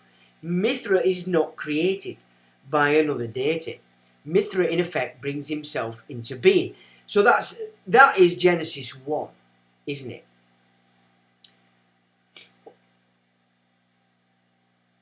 and it's the one that created himself, creating the earth, the heavens, the plants, the animals, and man. To the extent that Mithra becomes an archetype for the perfect man who is called to the act of self-creation rather than being beholden to any creator beyond himself. Now that won't do for earthly power. Earthly power bases need something outside of yourself that they can force you to offer up your power to. Can you see that game there? Yeah. Dualism, the original, you're in charge, there's nobody else to blame. You've got dark and light, choose. Right? Then they're shifting it and bringing in this other third entity. Now, I don't think bringing in the third entity, the feminine side, or bringing back Mithra as they did, was necessarily a bad thing. But it's when earthly powers can then put their own in. You're worshipping that thing, you're worshipping it up there, but you're actually giving everything to these freaks. That's what's happened. That's the synagogue of Satan. And it just so happens that today, in our time, they call themselves Jews. Where have I done that? Right, just sorry, my apologies, I've got lost. So he's called to the act of self-creation rather than being beholden to any creator beyond himself. Well, aren't you, if you're improving yourself, aren't you creating yourself by removing what's false? You are your own creation, but you're actually, you're coming back to yourself, which is what we all are sourced from. So naturally, it's not everybody's off on their own little gig. It's you're becoming what is, by definition, of the nature of your ascension, as it were. I don't want to get too far up my ass. This feminine aspect of Mithra was split off as Anahita and was depicted as a Gorgon by the Scythians, who were the predominant Mithraists in the most archaic period of Mithraism. So the idea of just, here you are, dark or light, take a pick, is a Scythian origin theology. But I think it went back to Atlantis, but we don't need to get into that. They depicted her as a Gorgon. The same Gorgon that appears in Greek mythology are actually Scythian goddesses figures, and they're led by the feminine aspect of Mithra, who becomes Anahita in the culture of the ancient Persian Empire. And there's one other very prominent form of Mithra as a female, or of the goddess aspect of Mithra, and that would be Artemis. Artemis, yeah? The Greeks themselves say that Artemis was a goddess of the star nations. The Sarmatians are an Iranian people. Sorry, it's not star nations, that should be Sarmatians, my apologies. I think my spell check's done something there. The Sarmatians are Iranian people. The Amazons of Greek mythology are the Sarmatian people, who are a tribe of Iranians closely related to the Scythians. And Artemis was their main deity. So the name Artemis has an etymology that makes sense in Iranian. It translates as the immortal truth. In ancient Iranian would mean the immortal truth. So this could be another iteration of Mithra, and one that is particularly predominant in the Sarmatians culture. Mithra for the Scythians and the Sarmatians, the oldest people who worship Mithra, was in the sense of a god of odds and contracts. Mithra literally means bond or covenant, and it came to mean friend by extension of that. So a friend is one you can trust and with whom you have a bond. Now, if you're Masonically enlightened, as it were, you know exactly what I'm talking about, or exactly what's being said. Mithra means bond, a covenant friend, and one of the oldest symbols of Mithraism, or the characteristic of Mithraism, is the handshake or hand clasp, which you see left, depicted in the investiture of Antiochus by Mithra, shaking the hand of a Mithraic king with or of Mithra. And he's shaking the hand of Hercules, but a Scythian Hercules. And one thing that's worthy of note here, that Greeks like Herodotus said that there was a figure in Iran in the Scythian culture known as the Scythian Hercules. This figure is known as Rostam in the Persian Book of Kings, and the myths surrounding the Rostam figure are actually further keys to deciphering the meaning of certain esoteric symbols in Mithraism. The Iranians would swear by Mithra when they made an oath or a contract. Here we can see the meaning behind all those special kind of handshakes afforded to the secret societies, and thus we can say that the handshake is another Mithraic symbol, as is the use of the term friend. The idea of taking an oath rite is well attested in Mithraic scriptures from the Parthian period, and this is particularly significant because, to get to the core of the issue, the way that the Mithraics attempted to repair the dualism set up by Zarathustra, they said that Mithra, as a god of oaths and contracts, has set himself up as the mediator between the two cosmic forces playing out in dualism. So you have Ahura Mazda, the god of truth and light, and the cosmic creator, and then you have Ahriman, the force of deceit, darkness, derangement, constraints, and so on. So Odin Loki, if you might say. And from this comes the idea that it is Mithra that makes these two parties take an oath to abide by certain terms as they fight a cosmic war over successive epochs until the end of history, with man at its core. The battle is carried out within man. So now they've introduced, the Parthians have introduced this third, or position Mithra as the sort of god that dark and light are operating from. He's got them both to sign contracts and oaths that they can't break, and each side then, as you break each side, he's saying, yep, go on, do it. Yep, you can do that. So then, if you want to know why evil's set on you, because you've earned it, as a nation, as a culture, etc., etc. If you go with this, okay, so that's what they set up. But as I've said, something happened, in my opinion, some destruction of some sort, in came this group, on top of what was, obviously the power base had gone, and that they, instead of destroying everybody, they massaged what was existent in our mindsets as traditions and historic and genetic memories, and moved behind it. So the whole systems from the time of the Crusades have been actually being handed over to this shadow gig, while it's used the face of what we expect or what we understand. Yeah, and that forces the Ahriman bunch. Anyway, whatever. Right, so I think you get that. So here we have we coming into play the idea of the Trinity. So you can see that there, you've got the one God, you've got the left and the right, the dark and the light.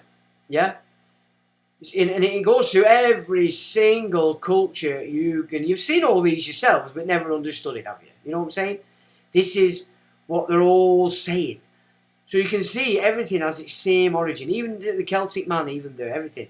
You can see it there in the what's this? This is Kom El Shokatha. So this is in Egypt. Look at that again. There you've got your winged god, your two pillars. Yep.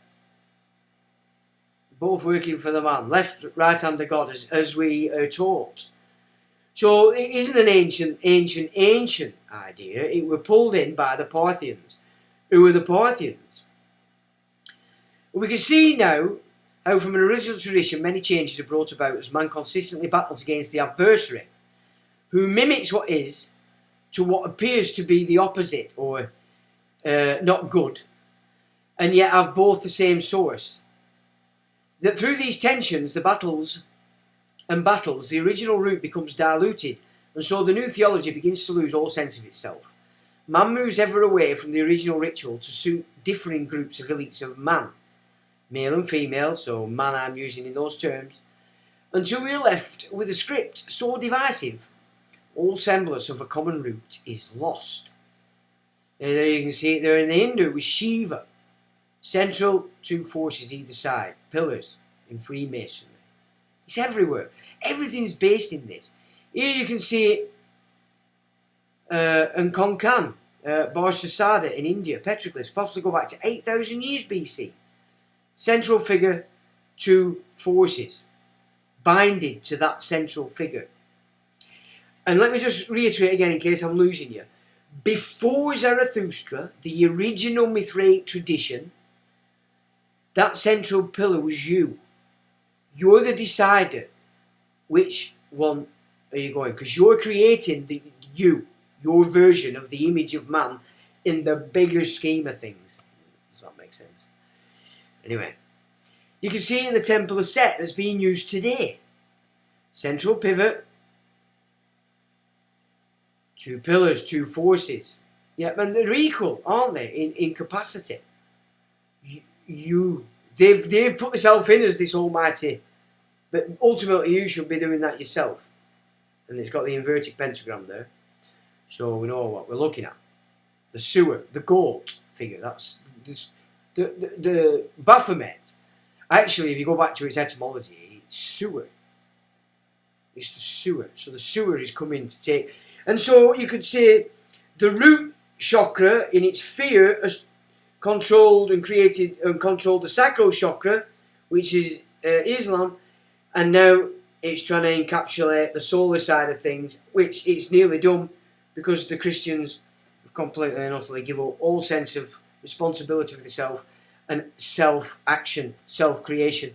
They're so dependent on this system, it's a mess. Mithra was also associated with Mars, and Mars or Ares in Persian is Varathragna or Bahram.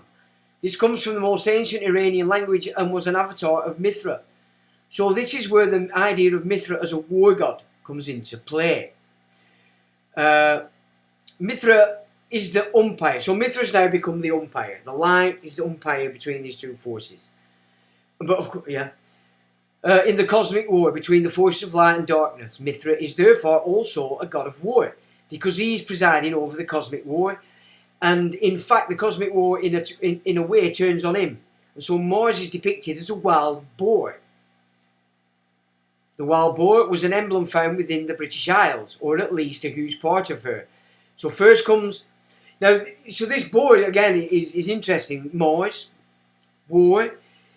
And it was a big part of the Britain's, with the flags, it was their emblem for a long time. So when you get these kings, these foreign kings that have come in since 1066, they're obsessed with hunting boar. It's symbolic. They're killing the native Britons, getting rid of them. Now, it first comes into play on the British Isles through the three Roman legions, who each had boars as their emblems, and that was the Legio Italica, Legio 10, Fritensis, and most famously, Legio 20, Valeria Vitrix, each in turn participating in the invasion of Albion, to be named Britannia in 43 CE, where it remained until at least the beginning of the 4th century. Now, I don't know whether the boar was here before or not. Maybe some guys out there you might know. Was the boar before legions, and that the legions took it on because they were here? I don't know. But there we have 3 legions that specifically used the boar, and that's from the Roman period. Boar images were also used on battle banners by the Anglo-Saxons. In the poem Helen, there is mention of a Eofor Humbel, and in Beowulf, Eofor he Fodsin. Now, I'm obviously terrible at pronouncing this stuff, but I don't care. And these had banners with a boar's head design.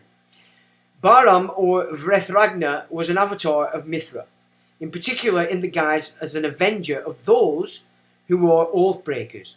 Those who are oath breakers will be avenged by Mithra in the form of Ares or Mars or Bahram.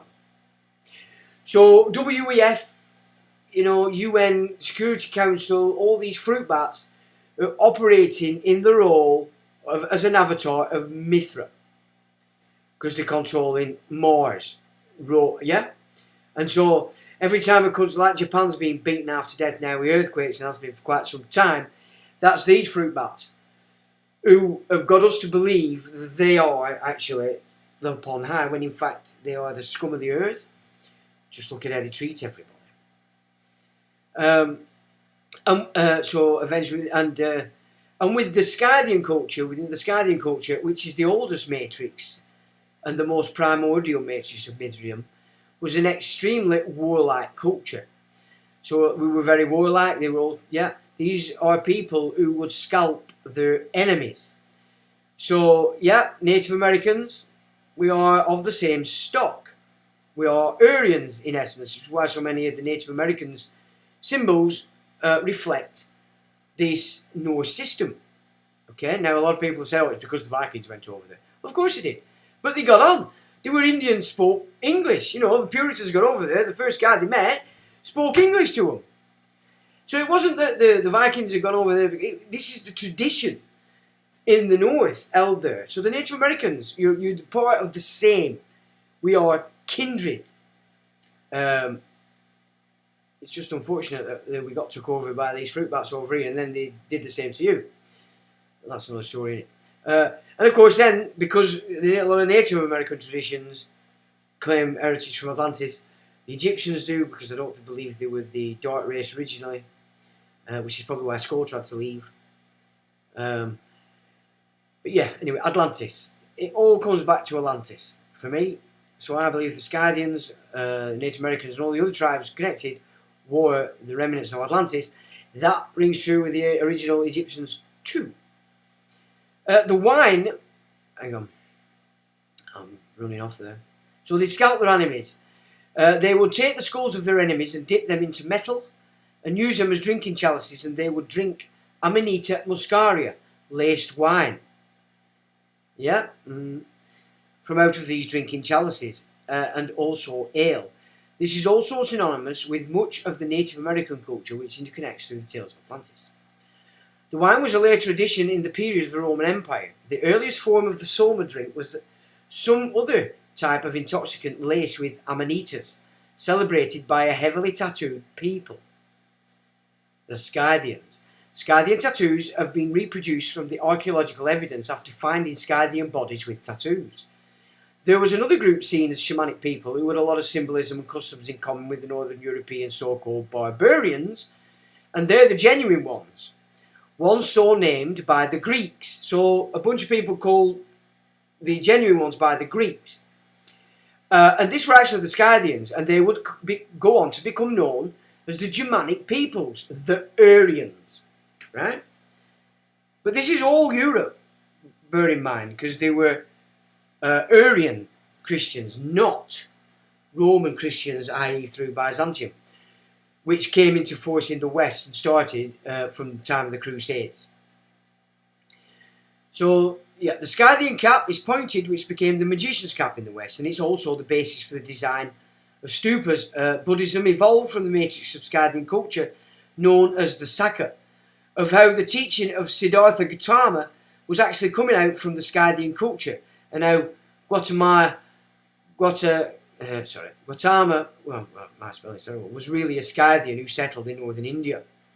The Scythians would drink Amanita muscaria as an intoxicant. Interestingly, the colour scheme of the Amanita and the forest floor underneath the evergreens revered by the Mithraics that become the basis for the flag designs for all the countries that were once Mithraic.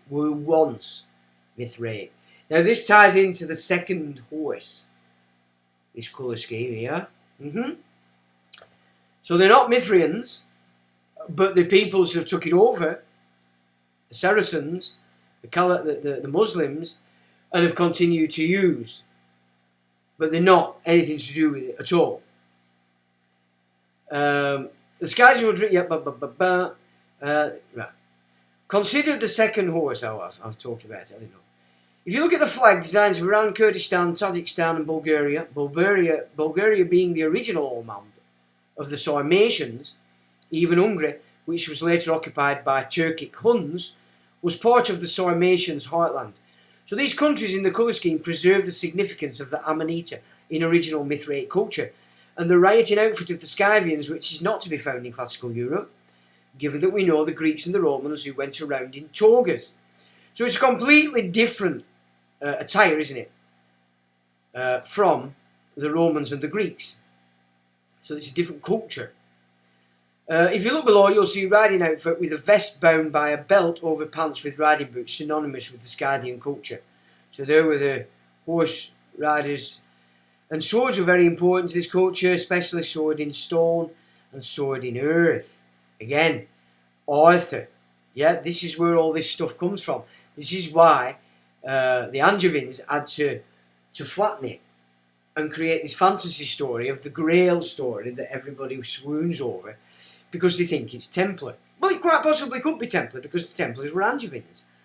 So, you know, it's a big blag that they've played on everybody. The colour red was significant for Mithras and the Phrygian cap upon the head that survives today in the garments of St. Nicholas, so Father Christmas, yeah, or Santa Claus. The reindeer, again, right? The reindeer that pulled the sleigh for St. Nicholas were magical animals to the Scythian Mithrians. They depicted reindeer all over their gold craftwork and could well be symbolic for the transcendent and ecstatic flight through the Amanita intoxication. Yeah, you get your gnomes, don't you, and all that. And back to Mithra as an umpire between the forces of light and the forces of darkness. Sorry, I missed this. Myth and Mithras talks about the significance of psychotropic drugs to the Mithras cult. Back to Mithra as umpire between the forces of light and forces of darkness, another way in which Mithrans attempted to repair dualism set up by Zarathustra, as is that they said, look, this chronological time that the cosmic war is taking place over the course of is really an emanation or a degeneration from a primordial time, which is not chronological. They called this Zervan. So, and time, remember people, time isn't actually a thing, it's a measure. Yeah. So, more changes going on. So, again, you know, the Christian version of this Trinity is an angel, devil, man. But it's wrong, is that, really. It's not quite correct. And there's the chessboard, the chess game. It's basically the idea of Kronos or Saturn. And they said that Ahura Mazda and Ahriman, his adversary, were twins born of the primordial moment of time. And below you see the very ancient Iranian pre-Agomeda engraving that shows the Devas on the one side of Zervan. That's this one. And the Ahuras or Ashuras on the other side of Zervan. With Zervan basically handing over power to Ahriman, the leader of the Devs or Devas, on the one hand, and giving investiture to Ahura Mazda on the other hand. And Zervan was considered an androgynous deity. In the above image, we see the same translated within a Christian imagery. So Zervan is more in tune with this Ein Sof of the Talmudists, which they control because they claim to be operating for. No proof, of course, but everybody's been blagged. And again, there's the image I went before about the chakras, the root, the sacral, the solar plexus. There's the break point. You know, the old traditions, you reach here, they're shown to be blue. They're called the shining ones. You've got to reach that level. You've got to get out the garden. Break through the heart. And here you go. There you go. This garden gig is what's collapsing around everybody. This is falling in on itself because it's gone completely up its own ass. But there's another means of this symbolism. Because of the way Alright, we've done that. We don't need to go through that one. So these are ancient symbols symbolising this Trinity again, one side, the other side. Yeah. In this new Mithraean tradition made so by the mysteries of the day, Zervan was said to be a feminine aspect and a masculine aspect. And the feminine aspect within Zervan, which is of the face underneath the bearded head. So you have a bearded head there, there's the female. In the above image that was referred to as Oz, or concupiscence. It was like a primordial desire. So it's all matched in here, this transgender stuff. This is where they get it from. But of course, the Talmudists have claimed they've rewritten everything and pulled it to themselves, given us back our tradition, but they're the ones behind it, like the Wizard of Oz. That's what they've done. That's what we're up against. And it's all coming out of Russia. Because Russia has been created as the third Rome. So this system took over Russia. And that's where it's... So there are your Fatima secrets. This is what it's talking about. So the idea was that Zervan, the god of time, was profoundly unconscious unaware of himself, and he's seduced by the Oz, by the concupiscence within himself, sort of hypothesized as a semi-autonomous being. He's seduced into a premature birth of Ahriman, and then the other twin, Ormuz, is born secondarily. So the world is in the first place delivered over to evil, and then the good twin, Ahura the force of light and truth and order, is born secondarily and carries out a remedial function. So this is the myth that the Mithraists developed as an answer to Zoroastrian dualism. And it's really a myth that signifies being beyond good and evil, being both of the supreme deity, beyond good and evil, and also becoming free from dualistic morality. And this kind of a dichotomous thought through the process of divination. Now, they've captured this system and given it to themselves, so they're the ones enjoying what should be enjoyed by those that have actually raised themselves above the garden. So that pure nonsense and garbage is actually running this gig. You can see the same in the Masonic apron there. 2 pillars. You've got the feminine there, and above here you've got a triangle which should be representing that masculine head there, the bearded head. Yeah, so your bearded head thing, all in these symbols everywhere. It's what they're symbolic of. And I don't think these guys understand what it really is, because of course, to initiate through the degrees that are now, you've got to give them the answers that they want. Like when you're at school, you're not allowed to think for yourself. They've already given you a program. You've got to show that you've learnt it. And if you do, you'll get a CSE, GCA at O level. You'll get a degree. And if you're a real puppet, it'll be a master's degree. You are expert at copying. There we have it. There we are. Oh, it's all in there. If you look at, and so Nietzsche comes into this as well, which is why they had to make sure that everybody believed you were insane. If you look at Nietzsche's Thus Spoke Zarathustra, the second coming of Zarathustra that Nietzsche portrays in that text, is really the coming of the Mithraic Zarathustra, who is critiquing the dualism of the historical and philosopher Zarathustra.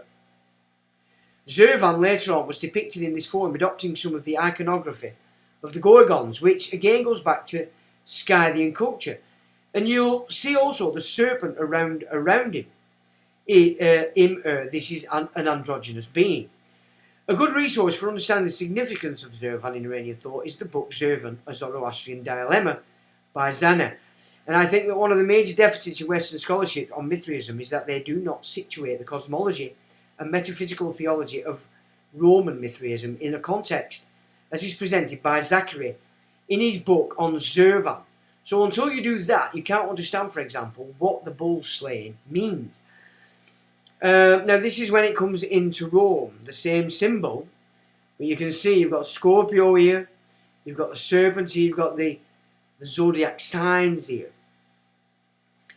Same thing. And yet they call themselves pagan. Right? And yet banned the Druid system. It's because the Druidic system was the original form of this, and Rome were creating one that it could control. Yeah? A physical one. And so that's your... Yeah. In this book, The Origins of the Mithraic Mysteries, it talks about the bull slaying symbol in the context of the precession of the equinoxes. But he doesn't make the connection back to Zervan in a way that prevents him from seeing the big picture. So what does this cryptic image above really mean? It's true that the Scythian used to carry out raids where they would go and basically capture the cattle of sedentary population. Their religion, or their form of archaic Mithraism, was a sacrificial religion, which is where you get your Norse side, because that was included in that. Cattle would be seized, so too the Druids. Cattle would be seized and sacrificed, but that's not what this symbol really means. This symbol is the overcoming of the age of Taurus by the age of Aries. And we know that because we know for a number of reasons. You have to go back to the scholarly text to really understand all the pieces of evidence for it. But one way that it becomes very evident is in the terms of this symbology of Iranian culture is the swastika. Now, we've talked about this before. I've presented this one many times on lives. That's what the swastika actually represents. Yeah? In the Iranian civilization, it's called the Garden Mer, or the Wheel of Mithra.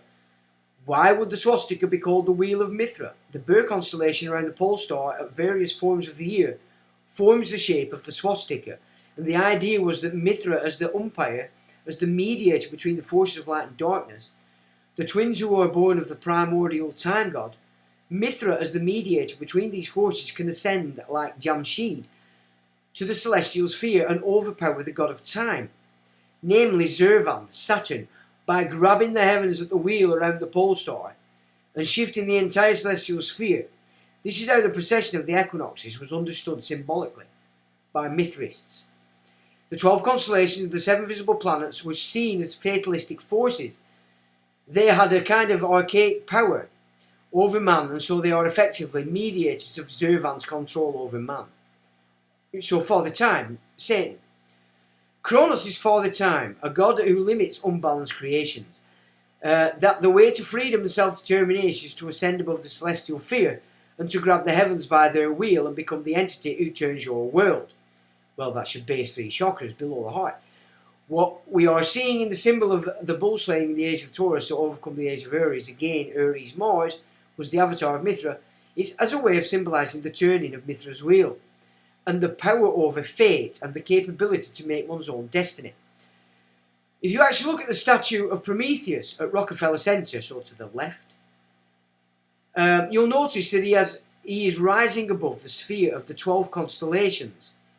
There is a ring of the ecliptic branded by the symbols of the zodiac constellations, and this Prometheus figure, who is carrying fire and is rising up beyond this ring of the ecliptic.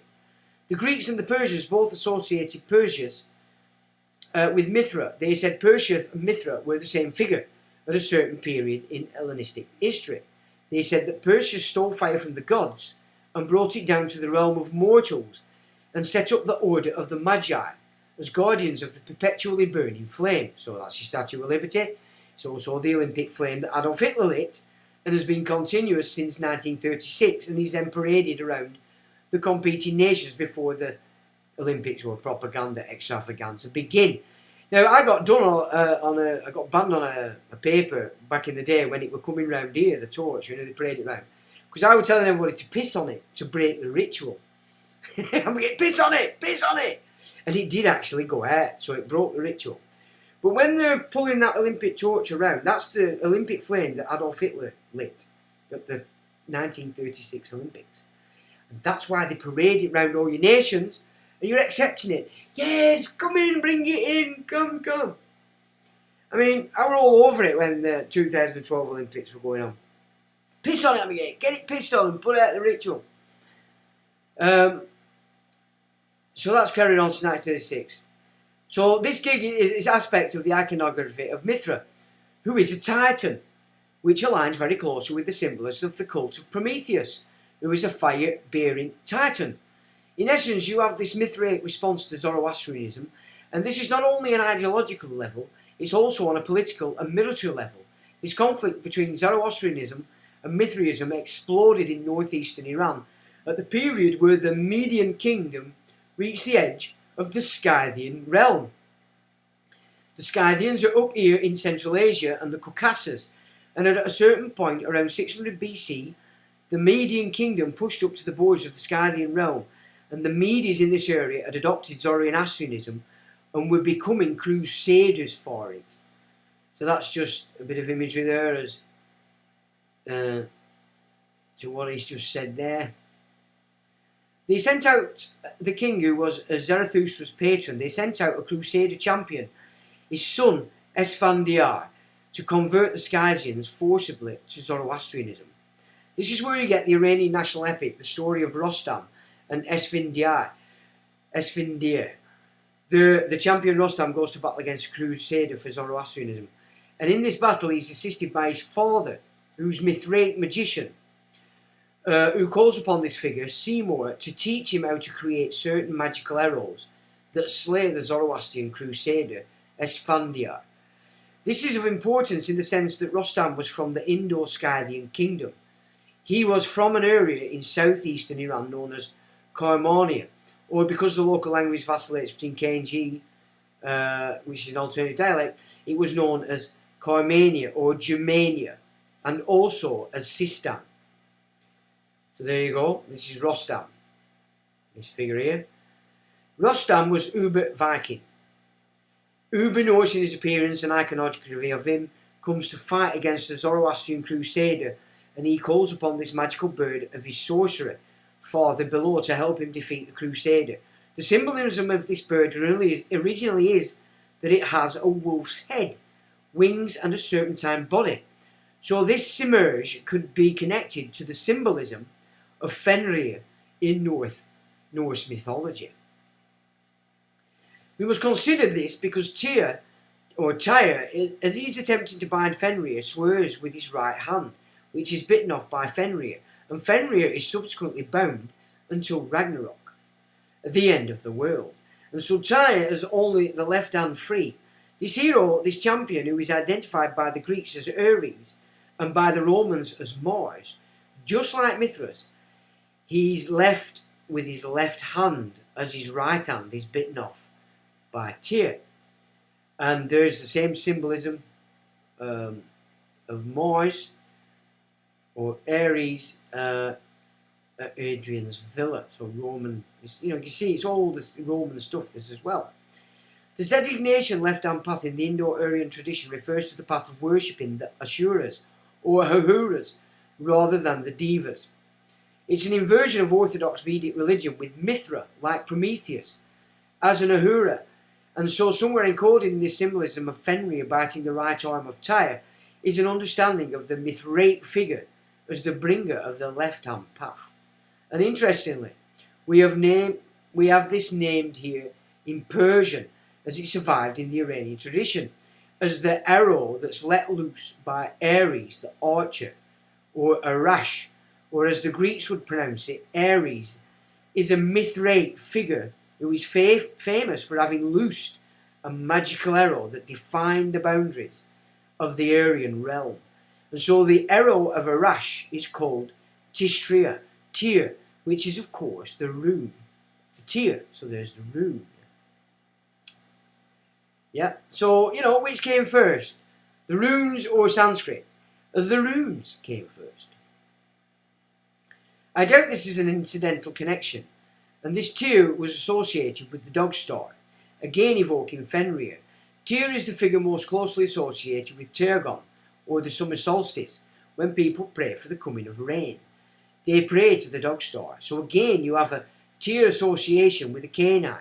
And finally, if you look at the Norse myths and the unbinding of Fenrir at Ragnarok, it's closely associated with his father, Loki, and the serpentine symbolism associated with Loki is also closely associated with Mithra in Mithraism.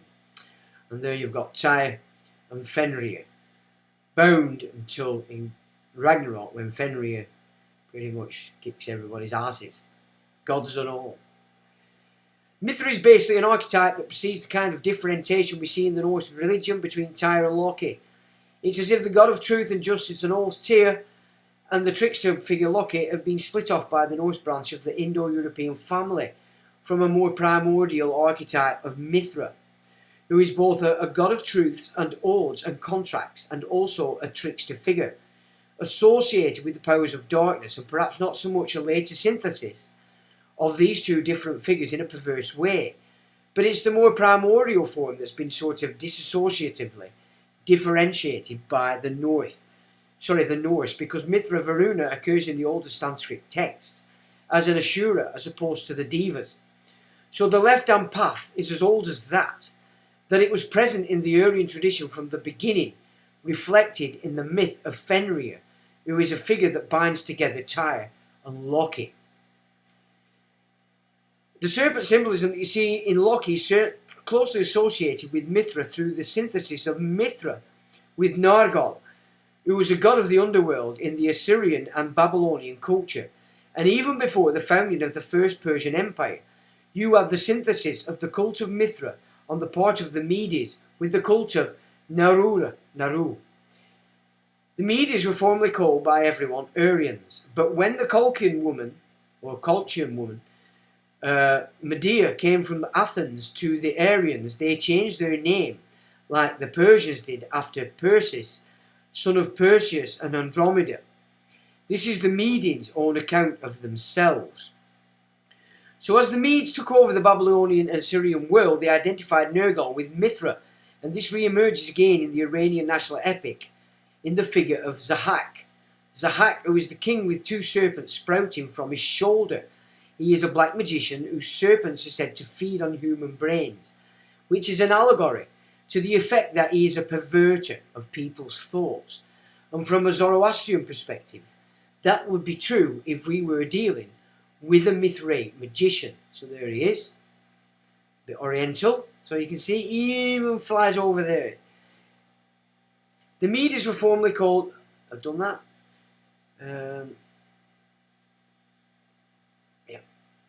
Now then.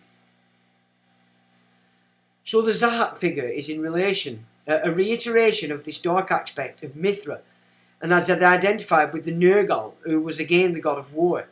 So Nergal was the Mars figure, or Ares figure, and these two serpents emerging from the shoulders of Zahak, which presumably are wound around his spinal column inside the body, are meant to signify the Caduceus, which is a serpentine mace.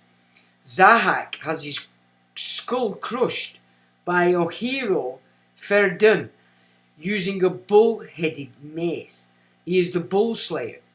Mithra is the bull slayer. The bull-headed mace is being used to crush the skull of the guy who had the king and his serpents emerging from his shoulders. Perhaps the Caduce, the Caduceus, is the mace of Zahak, or the mace of Mithra, and you see it right here in the symbolism of the first grade of initiation of Mithraism. The Caduceus together with the raven. So that's that little box there down to the bottom right. There you have the Caduceus, and there you have the symbolism mace bashing the head of the fruit bat. Now that works in sync with the chemical gospel, does it not? You know, they're talking about you allowing this anointed oil to come back up your spine and pop open your pineal. Yeah. So again, you're seeing how they've physicalized what's actually. So you can see again that the original Mithraic, which was just, here you go, you're here, you've got dark and light, take your pick. No outside force to blame, to give up your power to. You're all on your own. Get on with it. Kind of gig, you know. Now, I'm sure you're all aware of this. This is the image under which Alexander the Great died when he was in Babylon. The other god that Mithra was associated with when the Medes took over the culture of the Babylonians and the Assyrians was Shemesh, who was the god of truth and justice and the solar deity of Mesopotamia. The symbol of the above god in gold becomes emblematic for Mithraism and then later for Zoroastrianism, but is modelled on the iconography of Shemesh. The symbolism of Shemesh and Nergal are mixed together in the Mithraism of the Median period, and from out of that we get the icon of the lion and the sun. Right? So the lion and the sun goes way beyond Judah, the tribe of Judah. They're just using our symbols, you see. And then they've nicked it and put all our system back in front of us, and we think that's what we're dealing with. They've come in between us. And to do that, they had to set this history out. We are at a disadvantage. You have to go to these fruitcakes. Yeah, you know what I'm saying?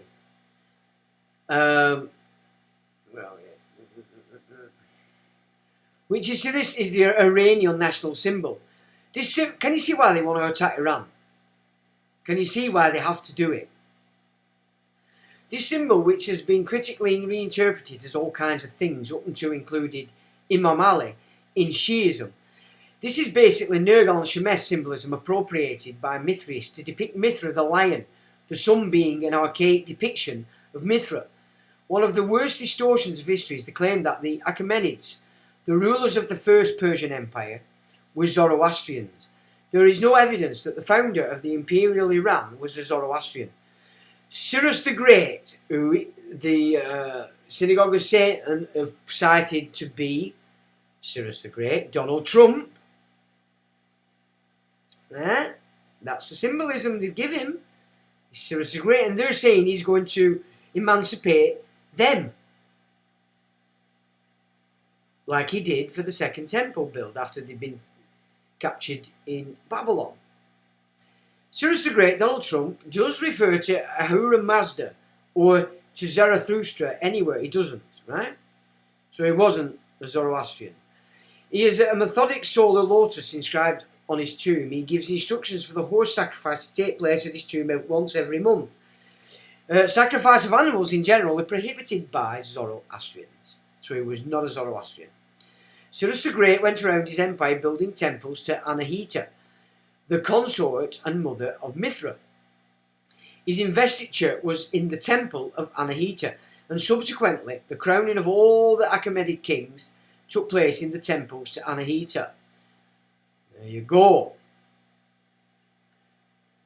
Excuse me.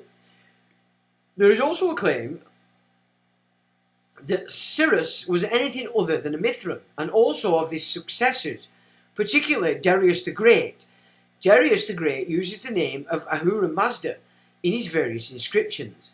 But if you look at how the man came to power, he was a consummate schemer. We see in numerous Greek accounts from Herodotus and others he was a military officer who was not blood descendant of Cyrus.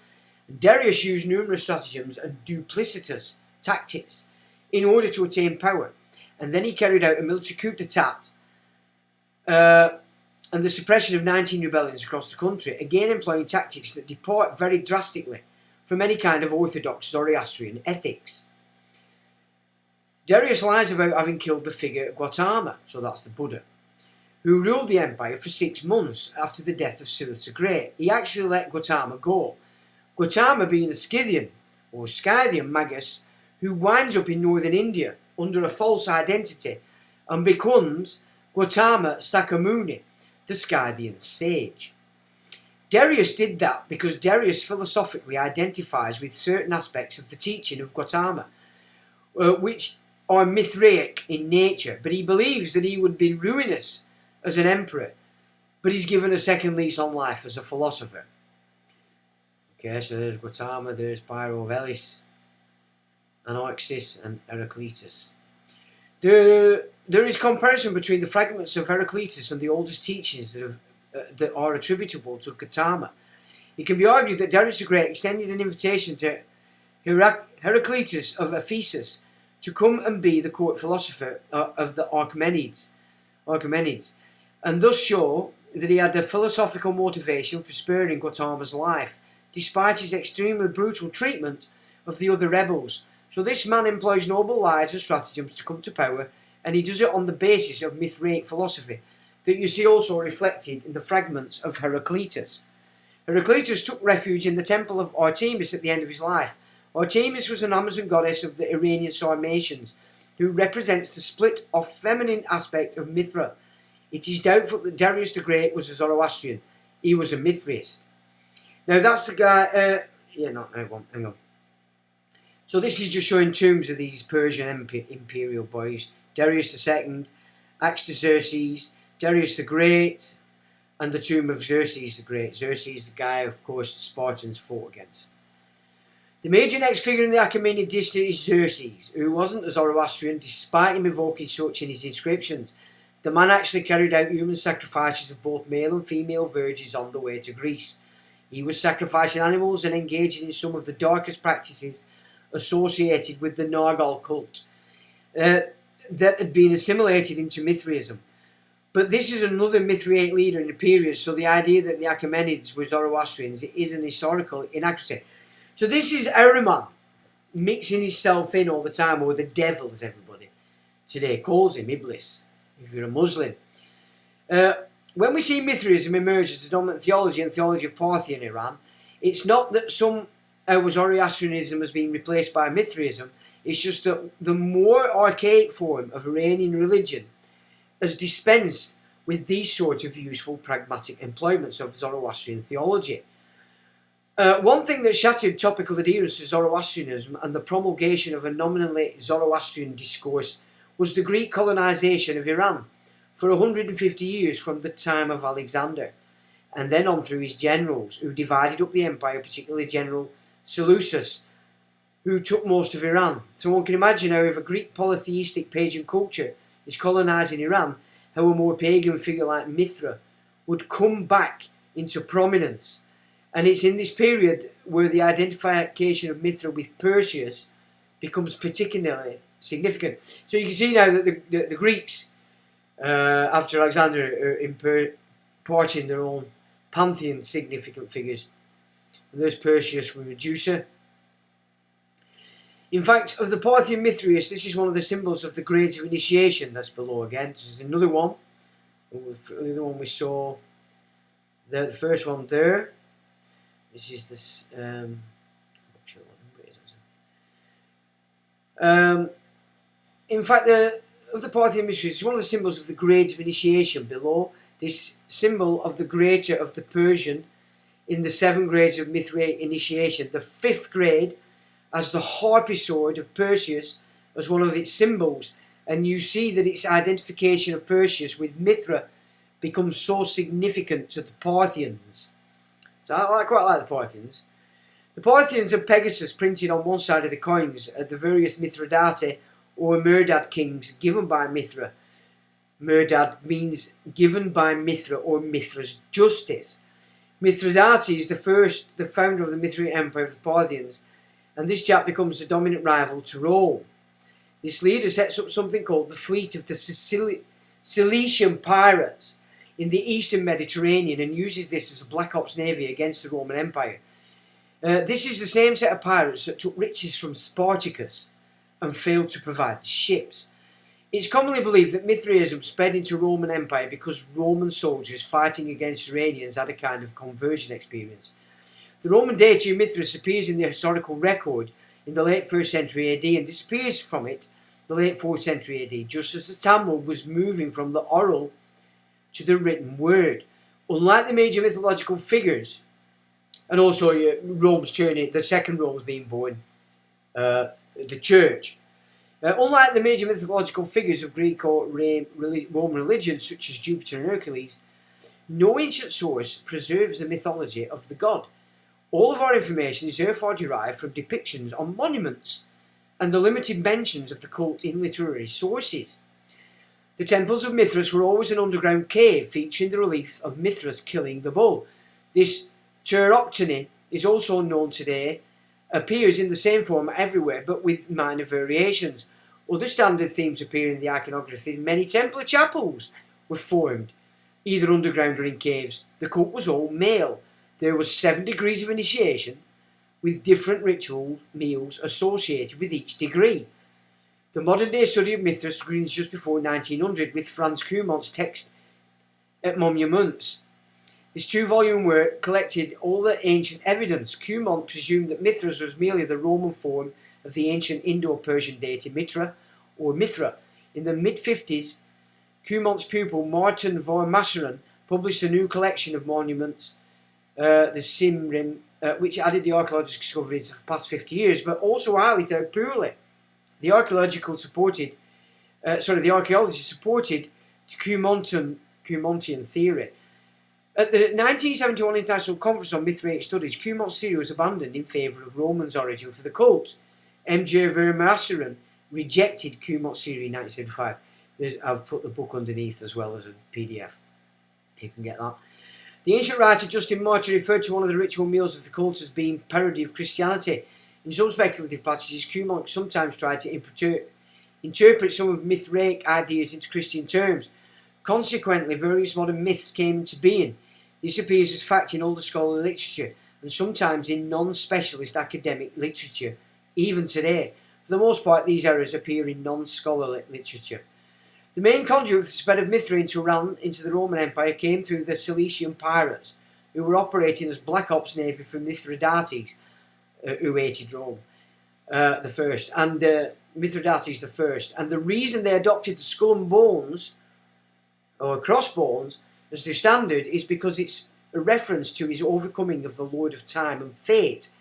The crossbones are supposed to be separated by 23 degrees, which are the number of degrees separating the celestial equator from the ecliptic. And so the head over the crossbones is death's head. It's the head of time, which for us means death. until and unless we can turn the wheel of Mithra and overcome celestial faith and become the master of our own destiny.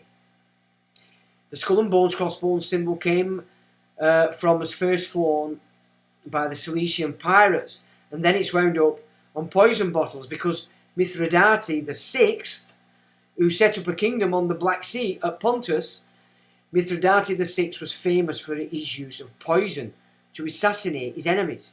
The Jesuits are also known for using poison as the preferred method of assassination, which is classed as a feminine trait. And of course, Skull and Bones 322, which is George W. Bush, George H. Bush, Prescott Bush, John Kerry, amongst others, are members of Yale, which is a secret society of Yale and the Ivy League systems. Sinister stuff indeed. This guy was Rome's deadliest rival, so that's Mithridates, and he's associated with the Cilician pirates. He used poison as his prominent method of assassination, and thus how the skull and crossbones wound up identified as poison. I don't know why I've repeated that. In 75 BC, a band of Cilician pirates in the Aegean Sea captured a 25-year-old Roman noble named Julius Caesar, who had been on his way to study oratory in Rhodes. As the story is related in Plutarch's Parallel Lives, the capture was a minor inconvenience for Caesar, but very bad luck for the pirates. During the Third Servile War, Spartacus would negotiate with the Cilician pirates as potential allies in his struggle against the Roman Republic. But the importance of slaving to the Cilician pirates, made an alliance between the pirates and the slave rebellion, one fraught with tension and potential for betrayal. The Cilicians of the 1st century BC were a multi-ethnic nation composed of Greek, Syrian and Isaurian descent, though the country was Hellenized culturally since the time of Alexander the Great. The situation remained unchanged for millennia. Only when the pirates directly threatened Rome's interests, the Republic organised a massive punitive fleet. Under the command of Pompey the Great, Rome eradicated the piracy, transforming the Mediterranean into Mare Nostrum, or sea. The Sassanids, who were the Second Persian Empire, displaced the Parthians. The Parthians were not Persians, they were Iranians, but as point of fact, they were Scythians and were quintessential Mithrans. When the Sassanids overthrew the Parthians, they persecuted Mithraism, leading to a massive Mithraic revolt against the Sassanids. A revolt that was led by a figure called Mazdak, who actually became the prime minister of the king Kavad I. After a period where they were successful with various programs, they were themselves massacred and the movement was forced underground. The Mithraists led by Mazdak around the late 500s were forced underground by the Sassanid king, and the Sassanid state is destroyed by the invading Arabs, and a black hole vacuum of power opens in Iran. The Mithraism of Parthian descent, particularly in the north of the country, in Heraclea re-emerges to establish semi-autonomous fiefdoms. And what you see happen initially, a revolt of Mithraists like Babek against the government of the Arabian Caliphate and also against the Muslim religion. But then once these Mithraic revolts in their pure form are defeated by the forces of the Caliphate, or actually not by the Arabian Caliphate, but by the Turks, who adopted the Caliphate, so that's what was going on with the Venetians when they were let into Byzantium. This is the game. In these revolts were defeated the Mithraeans in that part of the in an attempt to preserve Mithraism in an esoteric and occultic form under the cloak of Islam. And you can draw a direct connection genealogy between Mazdakianism, of the form of Mithraism that revolted against the Sassanid state under the leadership of the Nasdaq. You can draw a direct line between that and Shia esotericism through the movement of Babek, foreign in Kenya and Azerbaijan. I'm not sure what that is, sorry. And through the various other Mithraic cults that arose in Khorasan in opposition to the Sunni Arab Caliphate. And we see the Mithraic substructure of these types of so-called Shiism revealed in very clearly in order of the order. And we see the Mithraic substructure of these types of so-called Shiism revealed very clearly in the order of the Assassins. Now, the Assassins and the Templars, or a part of the Templars, were together, and I'm not so sure if that's the two parts that were actually the good guys. Because there were two sides.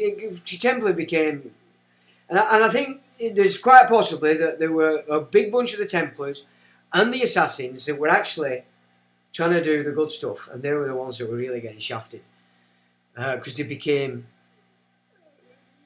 were using a different version of this system. It would have given them more power, which it were doing, weren't it, at one point.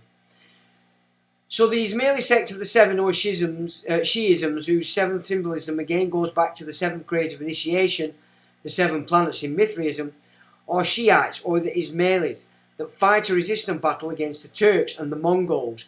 And in their form of Shi'ism, the esoteric is revealed very nakedly, and they have all kinds of heretical beliefs or practices which are not Muslim in an orthodox sense, like the belief in reincarnation, their understanding of the nature of truth, and their account of the relationship between exoteric scriptures and an esoteric initiatory truth that passed on through the ages. The story ends with the figure of Shah Ismail and shows how Ismail, the founder of the Safavid dynasty, which institutionalized Shi'ism as the national religion of Iran, Shah Ismail himself was a Kurd who was initiated into Mithraism in the forest of Fitania before he wound up founding the Safavid dynasty. So that's basically the end of that bit of stuff. But the important part is the bit here with the Romes. And again with this. Now, I've gone on for a long time, so I'm not going to go on forever. But this is the data that gives us Russia as the third Rome. So there we've got King Vlad the Impaler II. And it's the third Rome began in May 1453, because that was the real fall of the two Romes, and not in 476 as they say when they say it collapsed. It didn't collapse at all. And the Council of Florence in 1452, 5 months before the fall of Constantinople, moved to unite with the claim that orthodoxy alone can achieve the restructure of the empire. Ivan III Vasilevich, 22nd of January 1440 to October 1505, also known as Ivan the Great, was the Grand Prince of Moscow and all Russia from 1462 until his death in 1505. Ivan served as the co-ruler and regent for his blind father, Vasily II, before he officially ascended the throne. He multiplied the territory of his state through conquest, purchase, inheritance and seizure of lands from his dynastic relatives, and laid the foundations of the centralized Russian state. He also renovated the Moscow Kremlin and introduced a new legal code. Ivan is credited with ending the dominance of the Tartars. See, Tartars, yeah, over Russia. His victory over the Great Horde in 1480 formally restored its independence. So the Mongols are the fruit bats that they're now trying to say created this big empire. Don't be stupid, they were pretty brain dead. They couldn't create anything apart from mud huts. They were just great, violent, and they just took over everything. So you can see the Tartars' dominance through the Mongols disappeared in 1440 thanks to Ivan the Great. Ivan began using the title Tsar, and he used the title tentatively until the Habsburgs recognised it. While officially using Tsar in his correspondence with other monarchs, he was satisfied with the title of Grand Prince at home. Through marriage to Sophia Paleologina, Ivan made the double-headed eagle Russia's coat of arms and adopted the idea of Moscow as the third Rome. His 43-year-old reign was the second longest in Russian history, after that of his grandson Ivan IV. In a letter from monk former Thomas of Tiva, had written the eulogy of the pious Grand Prince Boris Alexandrovich in 1453 to the succeeding Tsar. So this guy wrote a letter, right, to the next Tsar, Vasily III, I think, the fourth. This is what he said. So this is why, and from this time, it would claim to be so. He said, all Christian kingdoms have disappeared and are now united within your empire. 2 Romes have fallen, but the third is standing, and there will be no 4th Rome. So from that point on, that's why and when Russia. Now, they were, of course, the Romanovs, weren't they? The last Romanov being Peter. that Catherine the Great killed. So we can say that's what they set up, that's what happened because the other two Romes had collapsed, but then in came this other force and took that on, carried on as though it had been playing out for everybody to see, and there we go. There we go. From that point on, I say, is where we got into some serious trouble, and that all the issue we know from, let's say, the 1400s or maybe even the 1300s has been the slow takeover of, look at this image here, orange hues are the Arian rule, so that was Rome, Arians, we were Arians, and in the East it was classed as Catholic, so there the East was Catholic, we were Arian, and of course that has come over that, and we can see what crack is. Here's another image showing how these lines have just interplayed. That's an interesting gig. And there we have two images that I talked about and put up in that original intro. Isn't that a bit... Yeah. Now, unless somebody's photoshopped them, and I suppose having a flossy at the back of that one, it's possible. But she's got red gloves on, see? Yep. What's he got on the back of him?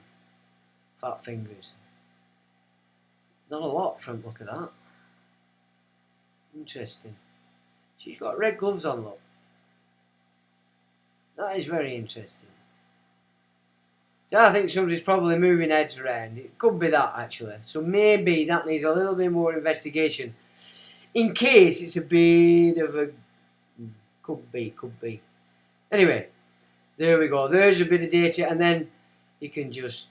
There's a bit of an addendum on there, just to add to the mix in case anybody's interested. Now, that's a long gig. I'm sorry you've had to go through that for such a length of time, but I'm pretty sure if it's interested you, you'll be able to go back to it at your leisure, and perhaps take in what you want to take in and ignore what you don't want to take in. But I hope it's come across. I'm thinking it's difficult sometimes to put this stuff across in a way. Yeah, Sufis wear a hat like that and they dance. Yeah. So it all comes and stems from this stuff, I'm telling you. Oh, right, so you've been busy. Well, I'll, yeah. Oh, chance we're getting Syrian hours, Sean. Yeah, it's not good, is it? Well, if you need to, now's the time to really start to explain to your offspring and your grandchildren and your friends' children just what this really means, because they slaughtered a lot of them, like they did with the Germans. They slaughtered the entire generation, and then when they were spent, they annihilated Germany. It's not. It doesn't end well if you go down that path. It's just so good. It's so. Yeah, I think Kel, you're probably right, and yeah, because I found that were a late edition. That were sort of like 7 o'clock. I found that, but it does look a bit dubious. I have to be honest, and I think we're right there. So at least we've seen it.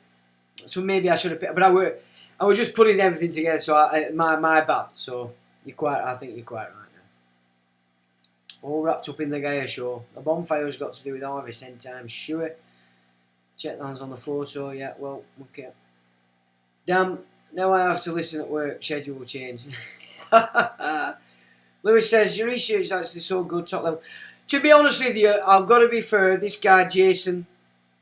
Let me see if I can find it. He prompted this for me. I mean, I've studied a lot of this stuff before, but I wasn't really interested in pulling it together as something I needed to get concerned about. It was just that with the whole game through the mystery school. Dr. Jason Georgiani, he's called. I think he's an American guy, and he's the guy that's prompted this. And, you know, anybody that knows anything about this tradition, you're going to come across with all that things. But there's some pointers in there that pulls together that just cements it for me. And there's a blot they call London Blot. Interesting YouTube channel. You might want to check that out if this is your kind of data. Bonfires go back further, says Barbara. Bonfires because people sacrificed to page gods because of explored Babylon. Yeah, wouldn't be surprised. Well, Molech, isn't it? Lewis says you research that. Yeah, okay. Anthony says, "Oh, my street tonight, showing on your content. Good. I'm glad you're liking that. Lewis, I have dabbled in Freemasonic and Rosicrucian sex, possibly as a mentor. You have an extremely deep wealth of knowledge and occult history and symbology. I'd love to hear you speak on Albert Pike." Oh, God, it's a long time since I read Morals and Dogma. A very long time. I mean, there are times when I'll tell you how it works for me. It's not like I hold all this nature in there. But I've studied so much. I've studied so much in my time, especially at mystery school. What I'm finding is I'm coming across things, coming across ideas, and it's just springs back to memory. So I'm going back into what I know and seeing if I can form it. And so it seems to be working like that. It's very strange. You know, I don't remember all the data I've studied, but it seems to be on tap. It must be in a storeroom somewhere in my energy field. And when I'm talking about a subject matter, it taps it open. Sometimes I do a bit of legwork, you know, to sparkle it up again. But yeah, if this is your thing, it's. But I think, and I said last week, you might not take it all in on one. You know what I mean? There's a lot in there, but if I've managed to present the picture that I see, that I think Jason's projecting, but I'm not sure, it might not be, then I'll probably think that for a first gig on it, we've not done too bad. Tree says, a few years, my daughter skipped out of school and gone had a terrible saying to find a massive wild boar scratching its arse on my... Yeah, they're dangerous. They're massive things. Well, they've re-put them out up there. They're all over Trough of Bowland as well, Ribble Valley, where Duke of Westminster nicked Earl of Peel's estate. Yeah. Yeah, the big things. Oak Tree, Hawthorne Castle just across the road. Yeah, they said. Does that hat link with Sufis? Well, it's more that the Sufis were created in, you could say, in a sense, to hide under the caliphate. So the Sufis, in and of themselves, they're the Magi, and they've created a bit like Sabbatai Zevi did for Judaism and then Islam. Well, this system in Iran bore itself as you might say. The Sufis. So yeah, it's all connected that way, yeah. Don't want to come across as an ass licker, but you are a great guy. Not many people are rating all this knowledge and give it away to spread freely. Well, thank you very much. But no, they don't, because they're tied into the system. They're tied into secret societies, and they're not allowed to. They're not allowed to. I didn't. You know, if you've listened to my work before, I've explained what happened. No, in that Mithrix, I went that side, that way. So I'm able. I have no. There is nothing binding me. No oaths, no nothing binding me from speaking this stuff. And I would suggest probably Jason's the same. He's not bound by any oaths. But you're more than welcome, and I'm just happy. If it makes sense, it's helping people just come back to that solar plexus frequency that us in the West are born to, which is we have to take self-responsibility, full responsibility for everything we do. Everything. And, you know, the Christian theology, in essence, is the path to it. No, not following the institution. They've come in between us. And it's hard to get that. It's hard sometimes to present what's in your third eye, what you know, that picture in your mind's eye. So difficult sometimes to translate it into words. You're not up my arse, mate. It is, I know that you appreciate the data. That's what you're saying to me, because you're aware of that data. But like I said, there's so many smart people out there these days. You know, it's great. I don't feel like I'm on my own anymore. Whereas when I entered all this before, everybody out there seemed to me to be tapped. And I was trying to pull some kind of sanity to it by using historical reference rather than all this fantasy. And I felt right alone, but these days I don't. But that's because I'm on a different path now as well. It's a slightly different game. And it's much better. I much prefer it. It is free. I have to say though, chaps, things are going to have to change for me a little bit, I think. I think I've had enough now living this poverty dance, you know, while getting excited about all this stuff. And there's quite a few opportunities rising at the moment, and I'll always try and do the live stream though, is what I'll say. And obviously I'll keep the website going, but I don't think I'm going to be able to give it the attention I've given it in the past. But as I said, I'm always going to keep my hand in it somehow because it'd be silly not to. But I have had enough now of the life shit. I have totally had enough. And it's not a quick thing. This has been going on for me for quite a while. So let's see what these opportunities are that come along. But of course, they're nothing to do with this. Completely nothing. And so we'll see what goes on. But I am just happy that it makes sense to you. Claudio! Hello, Claudio! I thought there was a bit of stuff in there that might add to you. And I put a video on my face the other day. I'd like your opinion in the private as to that angle of the astrology. I don't know whether you've seen it or not. So if you do get a chance to look at it, we'll have a chat in private. I'd like to see your take on that. Does it fit with yours, or is it somebody coming from a funny angle? Yep. Thank you, Boxing Gloves. Yep, brilliant, Sean. Appreciated. Well, I'm going to let you get to bed, chaps. I'm sick of rabbiting. I can see me cake and I need a fag. So I'll say thanks for joining. I hope it did make sense. Thanks for taking part. Mods, thanks again. You're great. And I will say, as is the usual thing, till the next time.